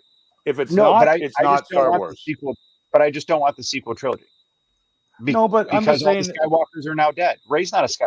Like these shows wouldn't even exist if it wasn't for those movies, and they wouldn't exist. They exist because those movies were so bad that they had to do something to save the Star Wars brand. That's a good point. See, so you're starting to understand what I'm saying. It's like they're going to make those movies 20% better. I'll put it that like a little bit. No, they will. I guarantee you that they already have. You just haven't figured it out yet. They've already answered a couple of questions about that. Grogu. You can't. Why do you think Grogu exists? Dude, why do you think Baby Yoda exists? The fact that the only explanation for Palpatine coming back is somehow Palpatine returned. That is the laziest writing I've ever had or seen. Like, there's nothing that anyone could ever do to get me to like The Rise of Skywalker. Baby Yoda. Like, no. Baby Yoda is why it doesn't matter. Rise of Skywalker exists. And this is what my this show is leading my to. hope is that they don't touch it and that we get far enough away with it that there's like it's alternate universe and we can just start over and do a proper sequel trilogy. That's just my there's hope. No do-overs in Star Wars. I know it's not going to happen. The sequel trilogy, hope. I mean, to me, they really missed out on Finn. Should have been the one to learn the Jedi way. As far as like he might have originally been the character, but because they had 3 different people jumping in and getting fired and whatever happening, like the turmoil they've had over the past 6 or 7 years, like that stuff, right? The thing that killed me about that was he suddenly woke. He awokens, he woke up on that one planet where Poe was. I've watched all the video games, but it just movies. It just Fallen Order is a great game. Oh yeah, and it's got a great story. I really enjoy it. I've We're actually working on a second one. I have to. Yeah, the second one's coming. Dude, I had the Cal Kestis Deluxe figure. But I'm not going to make a YouTube channel and say I hate the Fallen Order, and I've never played it. No. There's like no hate. Other people do. Hey, Leftcoast. Ricardo had a question for you. He said, "Have you ever read the books from Kieran Travis about the clones?" No, but I have read a good 50 books, but they were all written before clones existed. So I haven't written books since, say, the year 2000, because I don't think I personally haven't seen any books until the new Thrawn books have come out that I want to read, because those are I really love the Thrawn trilogy, when Heir to the Empire and Shadows of the Empire were fantastic stories between Star Wars and Empire Strikes Back, and then stories between Empire Strikes Back and Return of the Jedi.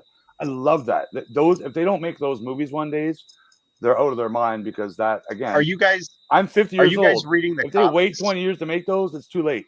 Do it before I die so I can enjoy it. But are you guys have read the comics in the last 5 years? I think the comics have been really, really good for Star Wars. Like, I just started reading this one because it has Black K in it. Oh, dude, the Vader comics are incredible. And then one of my favorite Star Wars characters is Dr. Aphra, who's only been in the comics, and I cannot wait for her to get into live action, dude. She is an amazing character. Mark at Blue Harvest Toys, like, his favorite, like, he's older than me, and he's a Princess Leia fan, but now his favorite characters are like Ahsoka Tano, and I love Ahsoka too. She's one of my favorites. Aphra, and I'm like, how are fake cartoon characters better than, like? But they're not, dude. Dude, some of the best storytelling in Star Wars came from Clone Wars and Rebels, and I 100% disagree. I have to disagree with that. Have you watched it though? That means you're saying those cartoons are better than Empire Strikes Back. No. I'm saying some of the best. Empire Strikes Back is like they're the last best. Like, they're below the sequel. They're so good. No, that's why they're only showing up in one episode of Boba Fett, because they're not as important characters. They're just think about this. Sell toys.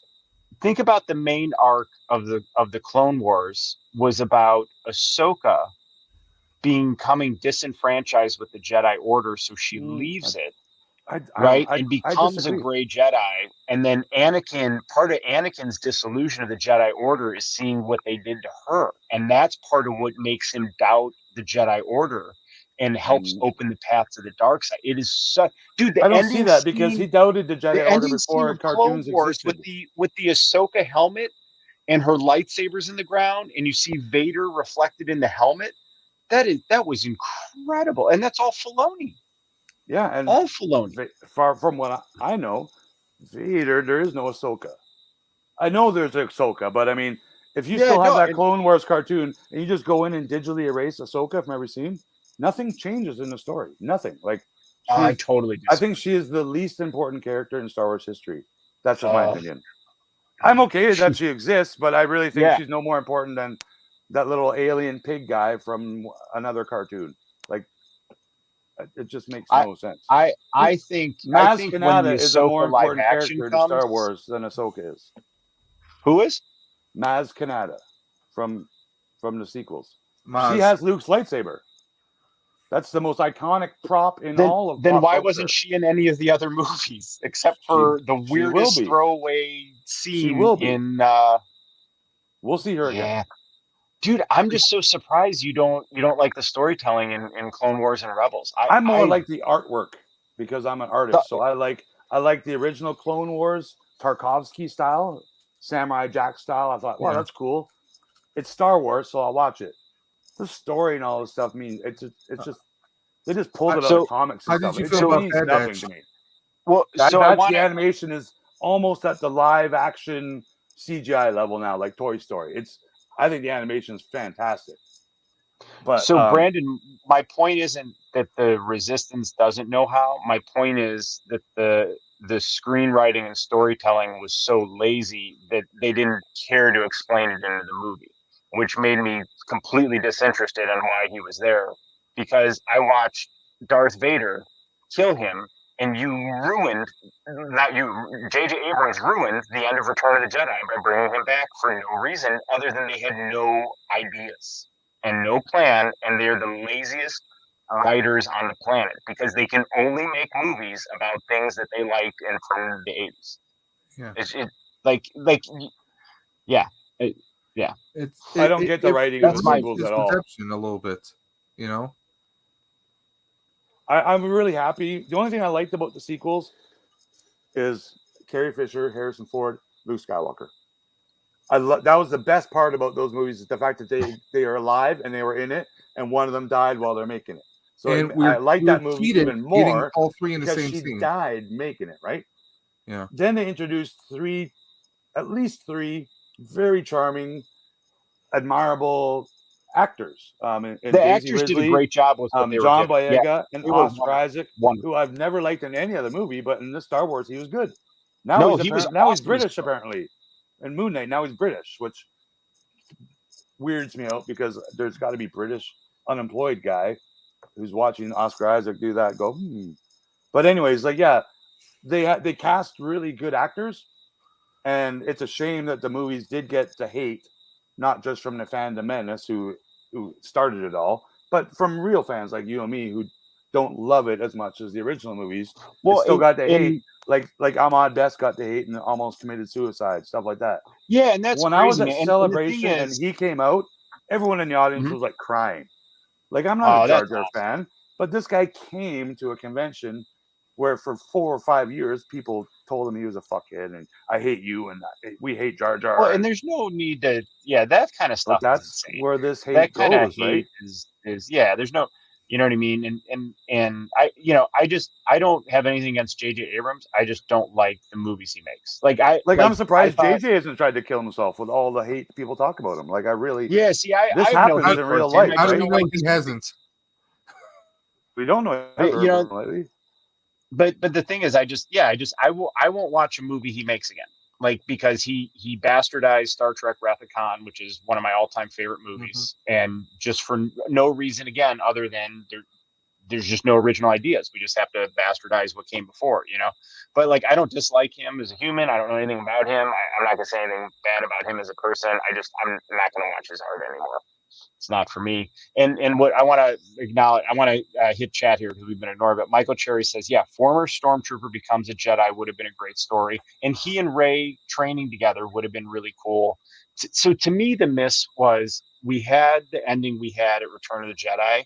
And then we flash forward and you've separated our three heroes and they're all depressed and isolated. And we don't know why. And that makes me not care as to why they're that way. And I'm just confused, right? So really the premise was just flawed from the start. It should have started in the Jedi Temple with Luke and Leia as Jedi Masters. And the fact that they made Leia not a Jedi, just that right there, that was like minus 100 points for me. Like, I wanted to see Leia full-fledged Jedi man. She's not a Jedi. Sure she was. They showed her training. No, she stopped her training before she became a Jedi because she had a vision of her son dying because she's a Jedi. Yeah, and then her son dies anyway. More of a Jedi than Lando is. Like, she's not. She can train and do flips with a lightsaber, and be an equal to Luke, as we saw in that flashback. But they said right there was when she stopped. She didn't fit. She was a Padawan, and she never became a Jedi because the vision she had was if she becomes a Jedi, her son will die. And then her son dies. Did Luke become a Jedi?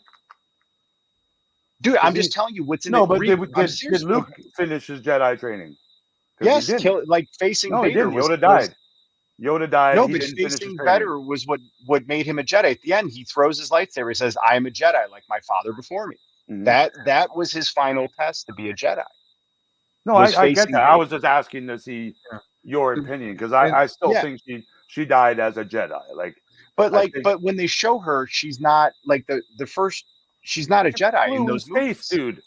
She Mary Poppins in space. Yeah, she married, but that doesn't make her a Jedi. That means she just tapped into that. To me, that was like a response, a fight or flight response to survive. That doesn't make her a Jedi. She tapped into the Force. Look at Grogu. So I think it showed us that she had the Force. Grogu using powers, and he's not technically a Jedi. Not at all. So here's what. The premise was flawed. All like separating your heroes, taking away the happy ending without us understanding why, right? So the first episode should have started in the temple. Luke is a full-fledged Jedi Master with his Padawans, with other Jedis who survived Order 66, who's come back, or Padawans he's trained who are now Jedis. Mm-hmm. Leia is a Jedi Master who's just a badass, just a mega badass Jedi, right? And then Han is there, and you have our three heroes together, and then something happens.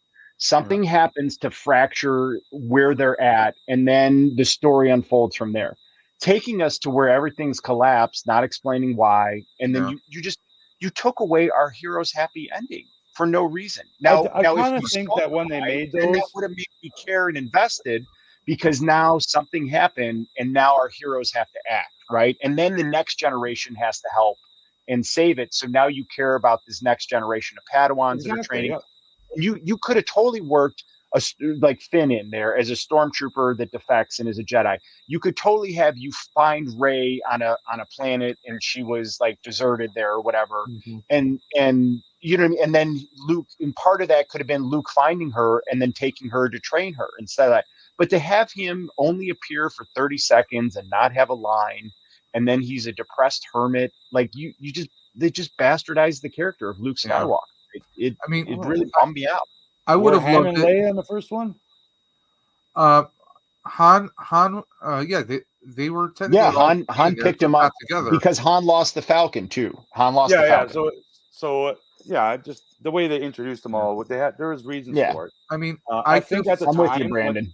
When they were making that trilogy with JJ and the people in charge at the time, I think they had plans. This is before Disney Plus, remember?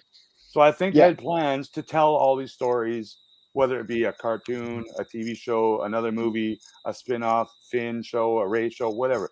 I'm positive they had plans for all that. They had no probably plans. already written. No, they did. They actually, dude, if you go back and read, I read about it. In fact, they had no plans. And when Rian Johnson was writing the second movie, they didn't even know how the first movie was going to finish yet, which is why they're so disjointed. And then whatever Colin Trevorrow is writing the third movie, he doesn't know the first movie or the second movie. Then they don't like his script. They fire him. And then J.J. Abrams comes in and just did what he did. Like, they had no plan or arc, man. They were just like free flowing movie to movie. It was horrendous. There was madness behind the method. Like all these things, there's a reason. Like, there's a reason why Cobb Vanth, I watched him with Boba Fett's armor. He didn't have the full set. He was missing a knee pad.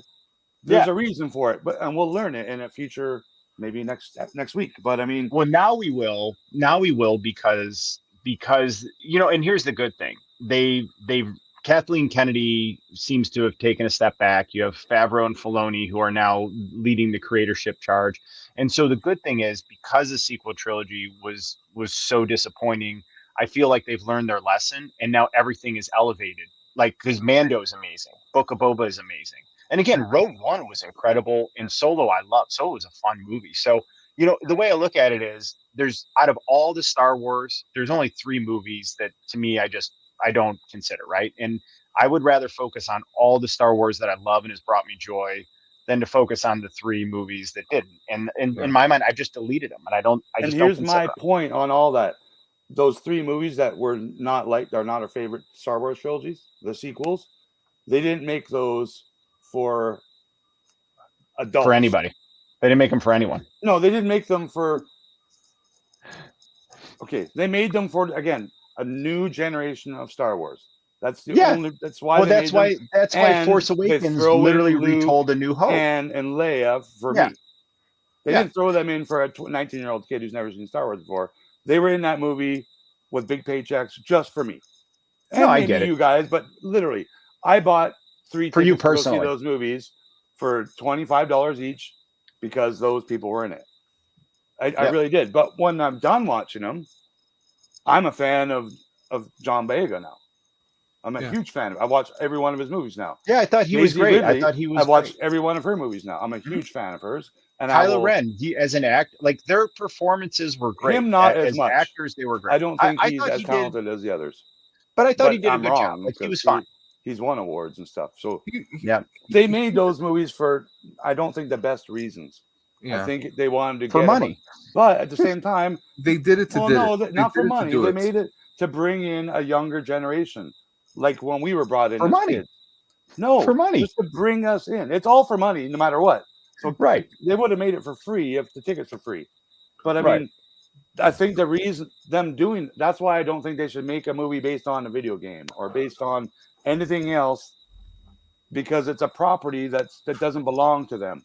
It belongs to an older generation, and now the younger generation, and then now even a younger generation, since all the cartoons have come out, Bad Batch and whatnot. Now there's even younger generations. So they still have to please. Now they have to please all three, but they don't have to do it all in the same show. They can make and that's fair. and a video and game that's and a fair, movie yeah. and a TV show. They don't all have to please the same people. But Yep.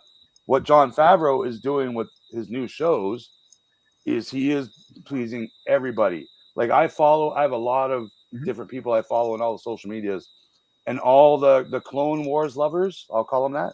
Brandon's one of them. Like he's a younger generation. I love I'm a Clone Wars lover too, man. I love that show. But it's not your first love, though, is it? Right? Your first is the original. No, but it's my first, dude. My first love. So my first love is Empire Strikes Back. This is the first movie I saw in a theater when I was 3, and like when you find out, spoiler alert, but when he's like, no, I am, and I was like, oh my god, Darth Vader's Luke Skywalker's dad. You just blew your mind, especially when you're little, right? Nothing will top that. You know what I mean? I think when I see Black K walk around the corner with 2 huts, that was almost the same kind of like what I. Like, it made me like I literally lost my. When Jennifer Beals says "Hit it, Max," like that was very cool too. Awesome. I think what John is doing is because he has Filoni with him, who's the cartoon master, he's going to make us all happy. He's going to make me happy where I'm watching 2 hours of Boba Fett with a huge heart on. And then all the 30-year-olds who love the cartoons and the Clone Wars. Yep. It's when you have a classic fan Rex and Cat being caretaker for the fandom. You know? Yeah. What's that? I said it's when you have a classic fan who's now a caretaker for the fandom. Of course. Yeah, they are, man. You don't think when him and Rodriguez and Filoni got together and brought their action figures? Oh, they were definitely doing storyboards, but with action figures. I mean, come on. Would we? I mean, we totally would. Of course we would. That's why I'm really hyped about this show, and even with the Peacemaker, because it's more catered to me personally. Like I am personally invested in these things because I don't care what other people think of it, because I'm enjoying it more than I've ever enjoyed a lot of things in the past 2 or 3 years. Right? It's been a rough 3 years for a lot of people, including myself. Oh, dude, it's been but that's the thing, man. It's been a stressful run here. It's been a stressful run, but I think now we're getting rewarded. Like I said, it's like a golden era for science fiction on television. I feel so bad. I'm neglecting chat, but Brandon says Clone Wars and Rebels make the prequels better. That's the point. Yeah, totally enrich the prequels. That's what Ricardo I was trying to get at, that's fine, but read the series. The Nulls are the real first clones. So we all disagree. And you know what's cool is that we disagree about some of the stuff, but like we're all friends and no one's mad at each other. And it's okay. I want to fight Brandon now. Yeah, that's what I'm saying. Like it's cool that we are all sharing our perspectives and no one's angry about it. And I appreciate that we have that level of friendship with each other where we can have good dialogue and it's cool. You know what I mean? I like it. I love the fandom. Like she'll be getting her own show. Jennifer Beals. I'd watch 6 episodes of Jennifer Beals run a bar. I would. Or just an episode that focuses on her. Yeah, dude, she is so graceful in that role too. Like when she like glided across the room, and the way she handled Black Chrysanthemum was just I was sitting there. I was like, oh my god, didn't really handle him. No, but like he didn't listen to her. But she did though. Like the way she tried to diffuse him, I thought was awesome. Like it was a good. She told a story. Grace. Now I want to see Gladiators. No. I want to see thousands of people watching them. Read the comics. It's in the comics. Yeah, but I don't want to read the comics, man. I want to watch. See her as a big bad in the television show made for me. I don't want to see her maybe pulling strings. It's 2022, man. I could see. So to see the Nulls are the best. The series of books will make a great show. Did you guys hear supposedly the Crimson Dawn theme song? Ooh, I saw that. I did not. But I will go back and look for it because I'm very good at picking out the music. Like when I went back to Mando show, the Boba music came on, and I'm like, oh my god, that's that fucking music. We're here now. But we didn't know about it 2 years ago. AJ's my boy. He's got my back with Maskatana. Hey, what's up, Darth Muzza? How are you, buddy? Thanks for hanging out, man. Crazy. The last arc of the Clone Wars was some of the best art. I agree, man. I really love the ending of the Clone Wars and the last 2 seasons of Rebels. I love those, and I've watched it through at least 3 times, each of them. I think that last season of Rebels and the current Bad Batch season we just had were the best cartoons they ever did. And I think that's partly because the quality of it. Like it's not just, you know, some dude didn't just draw it. Like, it's not just one person's impersonation of art. It's a whole group of people being directed by a movie director, Filoni. No, draw it like this, and it has to be cinematic and look like, you know. So that's why I really like those newest seasons of the Bad Batch and Rebels, because the animation was top of the line, man. Like, You know, Spider-Verse is the best animated thing I've ever seen. Spider-Verse, and I'm not a huge Spider-Man fan, but I've watched that movie 4 or 5 times. Spider-Verse is great. And you know what's cool about Spider-Verse is my 13-year-old teenage daughter, who in the last year has become too cool for everything, loves Spider-Verse. And so her and I, like I made me so happy watching that with her. And then I gave her it on Blu-ray for her birthday, and she saw it and she just smiled. And then I caught her. I'm like, oh, and I go, oh, you still like Marvel? And she goes, no, Dad, just this one movie. That's it. That's the only one. I wish I saw it in the theater. Sequel. Oh yeah, the sequel's coming out. Is it end of this year? Yeah, I'll definitely go see the sequel in the theater, wait, dude. Because it was that. Oh, dude, it was awesome. We went and saw it in the theater. It was awesome in the theater. Spidey 2099 is going to be featured in it.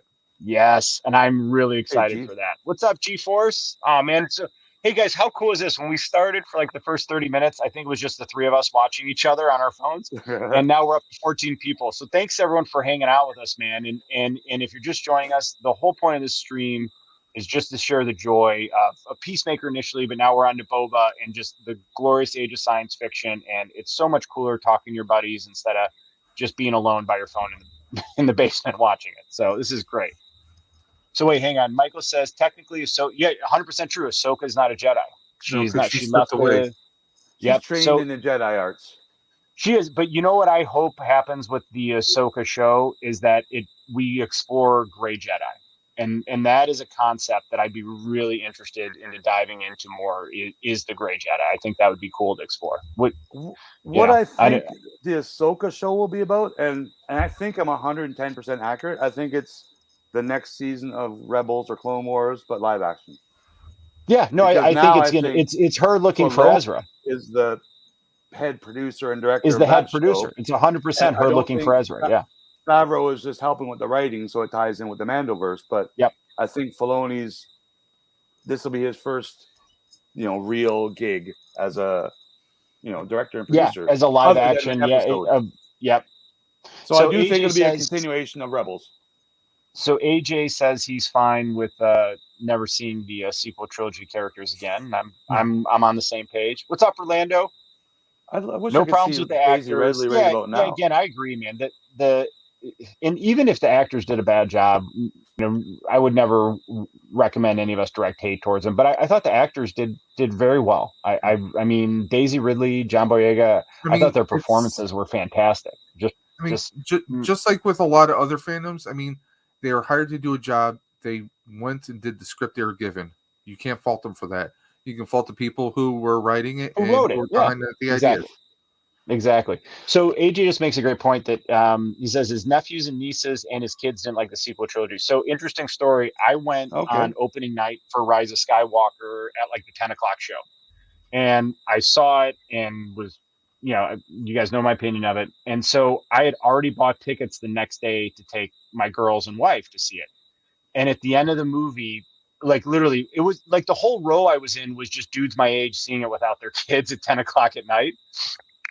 And literally at the end of the movie, why do you think he's smiling so much? You sucker. But at the end of the movie, the worst thought I had was that I had already bought tickets for the next day and I had to sit through it again.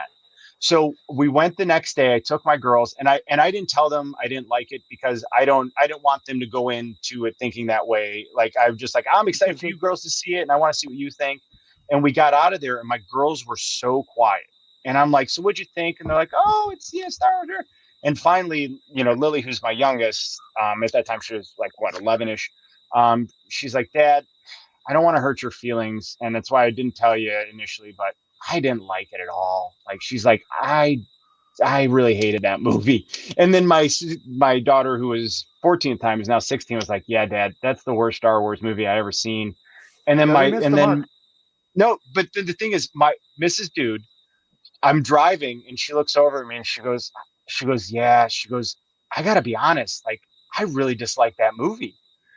And then they're like, we're so sorry, Dad. We know you love Star Wars. And I just started laughing. I'm like, girls, that is the worst movie I've ever seen in my life. And I love all of you. I'm so proud of you so much. Let's like go we for all dislike it hamburgers. together. Yeah, we're all together. I That's thought that was awesome. really cute. But the cutest part was they know how much Star Wars means to me, like, and how much I genuinely love it. And they didn't want to hurt my feelings by telling me they didn't like it. And I That's a thought good that story. was really sweet. Yeah.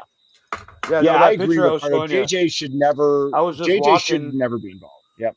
I was just walking down one of the aisles at Star Wars Celebration, and all of a sudden, this big crowd of people is coming towards me, and I see John Boyega just grabbing people's cell phones, taking selfies, whatever, and I'm like, "Fuck this!" That's so cool, dude. And I held my phone out, and we're like, "That was cool, man!" Like, yeah, that's really cool, man. And as soon as I took that picture, I yelled, "Attack the block!" and in my British accent. That was great. I was just about to that's what say, made him smile, man. He loved the fact that I knew him from not Star Wars. That was a good movie. I'm sure, dude. Attack of the Block, which actually co-starred Jodie Whittaker. It did, yeah. That was his best. Oh, did it? I haven't seen that. Yeah, she so had Darth hair. Muzza. In that.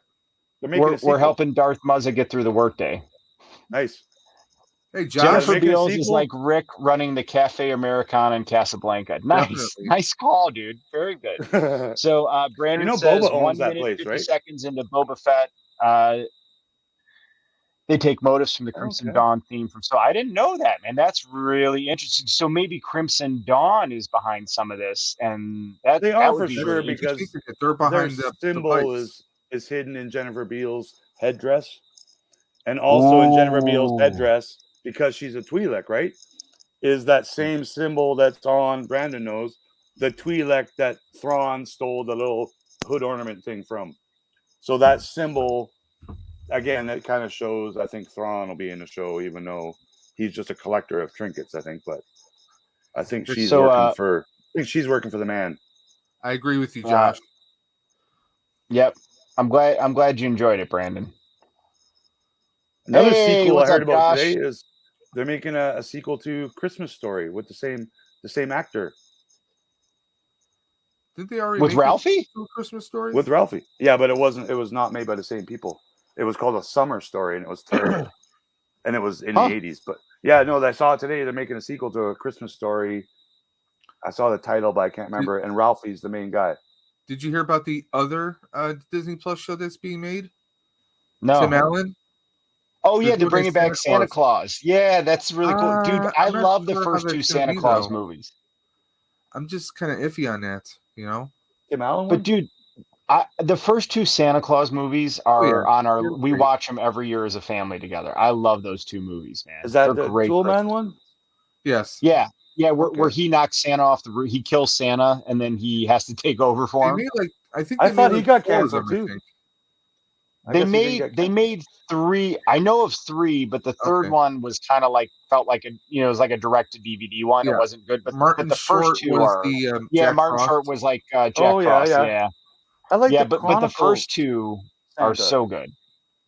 We were talking about him earlier. Michael Douglas or Kirk Douglas or Kurt Russell. Kurt Russell and Goldie Hawn make a great Santa and Mrs. Santa. I thought. Oh, the Santa Chronicles. And it was high budget. Josh is also in the Jennifer Beals fan club. Yeah, I'm the president. I can't fault him. If she's watching, dude. I'm single.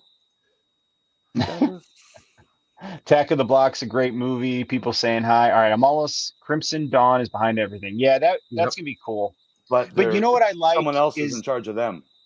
Yeah, the Empire. Maybe they're working with the Empire, which might be really cool. Yeah, that would be a cool tie-in. Layers upon layers. Yeah, and Ralphie. Yeah, great. Ralphie is the Tinkerer.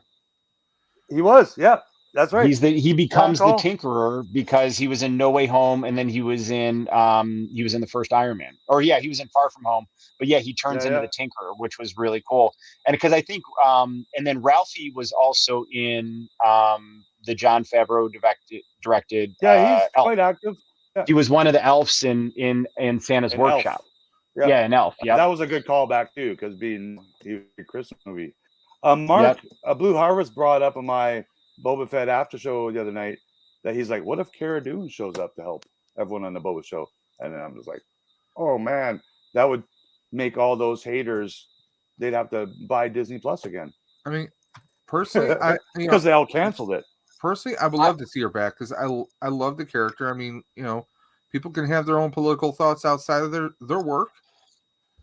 Yeah, like I said, like you mentioned, Tim the Toolman is going to be Superman again.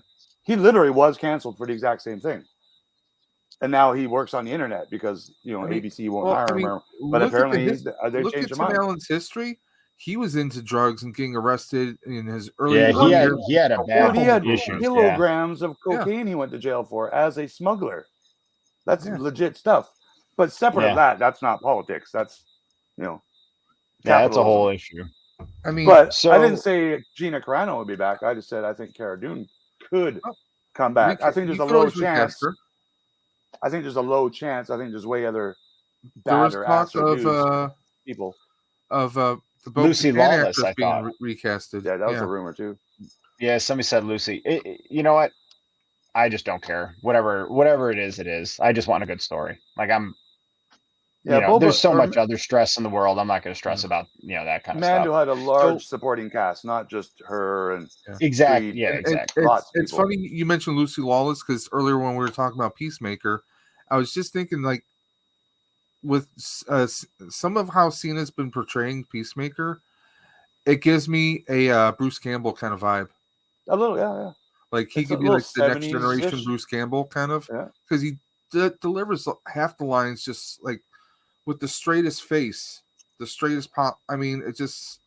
That's why I'm thinking he's not acting. He's just. It's just put the camera on me and tell a joke, because he's like that when you see him on talk shows and stuff. He's maybe no F-bombs as much, but. What's up, Canadian Blu-ray? Thanks for joining us. So, guys, it's about 11:30, and I feel like I could talk for 2 more hours, but I do got to get up and work super early. So, what do you guys think about hanging out next Thursday on one of your channels and talking about Peacemaker episode 5? Because I'd love to keep talking with you guys about my new favorite show. Yeah, I'm in. If, maybe we do an hour earlier or later. I don't want to overlap with the Book of Boba Fett after show with Paul and Josh and Bailey. I'm a good supporter of those guys. They're just a half hour before us. But yeah, maybe even just another day of the week. I don't care. Because I had to rush to watch this one today. I do feel that our show might have been scheduled first and announced first, but I think this is kind of the slot that I can do just with my work and life schedule. So whoever can hang out, let's hang out, and it's plenty. Yeah, plenty I of like this show, and I'm everyone. excited to watch the next episode. So this is a great format to talk about. Any predictions for the next episode? Since we saw which one on that costume, Boba or the white dragon, I think puts his costume back on once he gets out. Oh, I think he's out. Check my fingerprints. Can't take that long. Oh, he's totally going to get out because they have to fight at some point. Like that's part of the hero's journey. I wouldn't be too surprised if the 2 cops kind of like drag it out as long as they possible because he was kind of a prick. Mm-hmm. Oh yeah. But I think ultimately like it's part of the hero's journey where he has to fight. And what I'm interested in is who's good and who's bad. Like, are the butterflies good or bad? Are there separate sects of them? Are there good and bad butterflies? Is I Autobio wonder if we see another surviving member from the Suicide Squad. Yeah, there's a few. Like what? Didn't the there's Weasel no reason survive? why they wouldn't. Yeah, like the Weasel did survive. Come back. He was on the island crawling or something. But yeah, silly character debut like that Green Ninja guy who was great because he's so like there's one scene, Beard Guy. He's like, oh, where? He hears the bag of chips behind him. Beard, yeah. And he turns around and he literally looks like the guy's like got to be 3'1" because he was looking so far down at where this guy's eyes would have been. I laughed right there. I'm like, wow, they really make this guy look small. I was cracking up when Cena was talking about he doesn't want to mess with the homunculi, the little. Like I'm like they were talking about everything. They were making fun of like the short people. I mean, just about anything. Oh, Batman. There was like no topic that wasn't off topic on no. Like, yeah, but it was all good. It's all good-hearted. That's what I like about it. It's not the boys was just violent. Like the opening scene, guy getting in half. I was like, whoa, man! I've never seen nothing like that before. But this is pure entertainment. Like I'm watching it for what it is. It's a silly dick and fart joke superhero on scene wrestling show. It's very entertaining, man. I like it a lot. What's He's up, killing Gilster?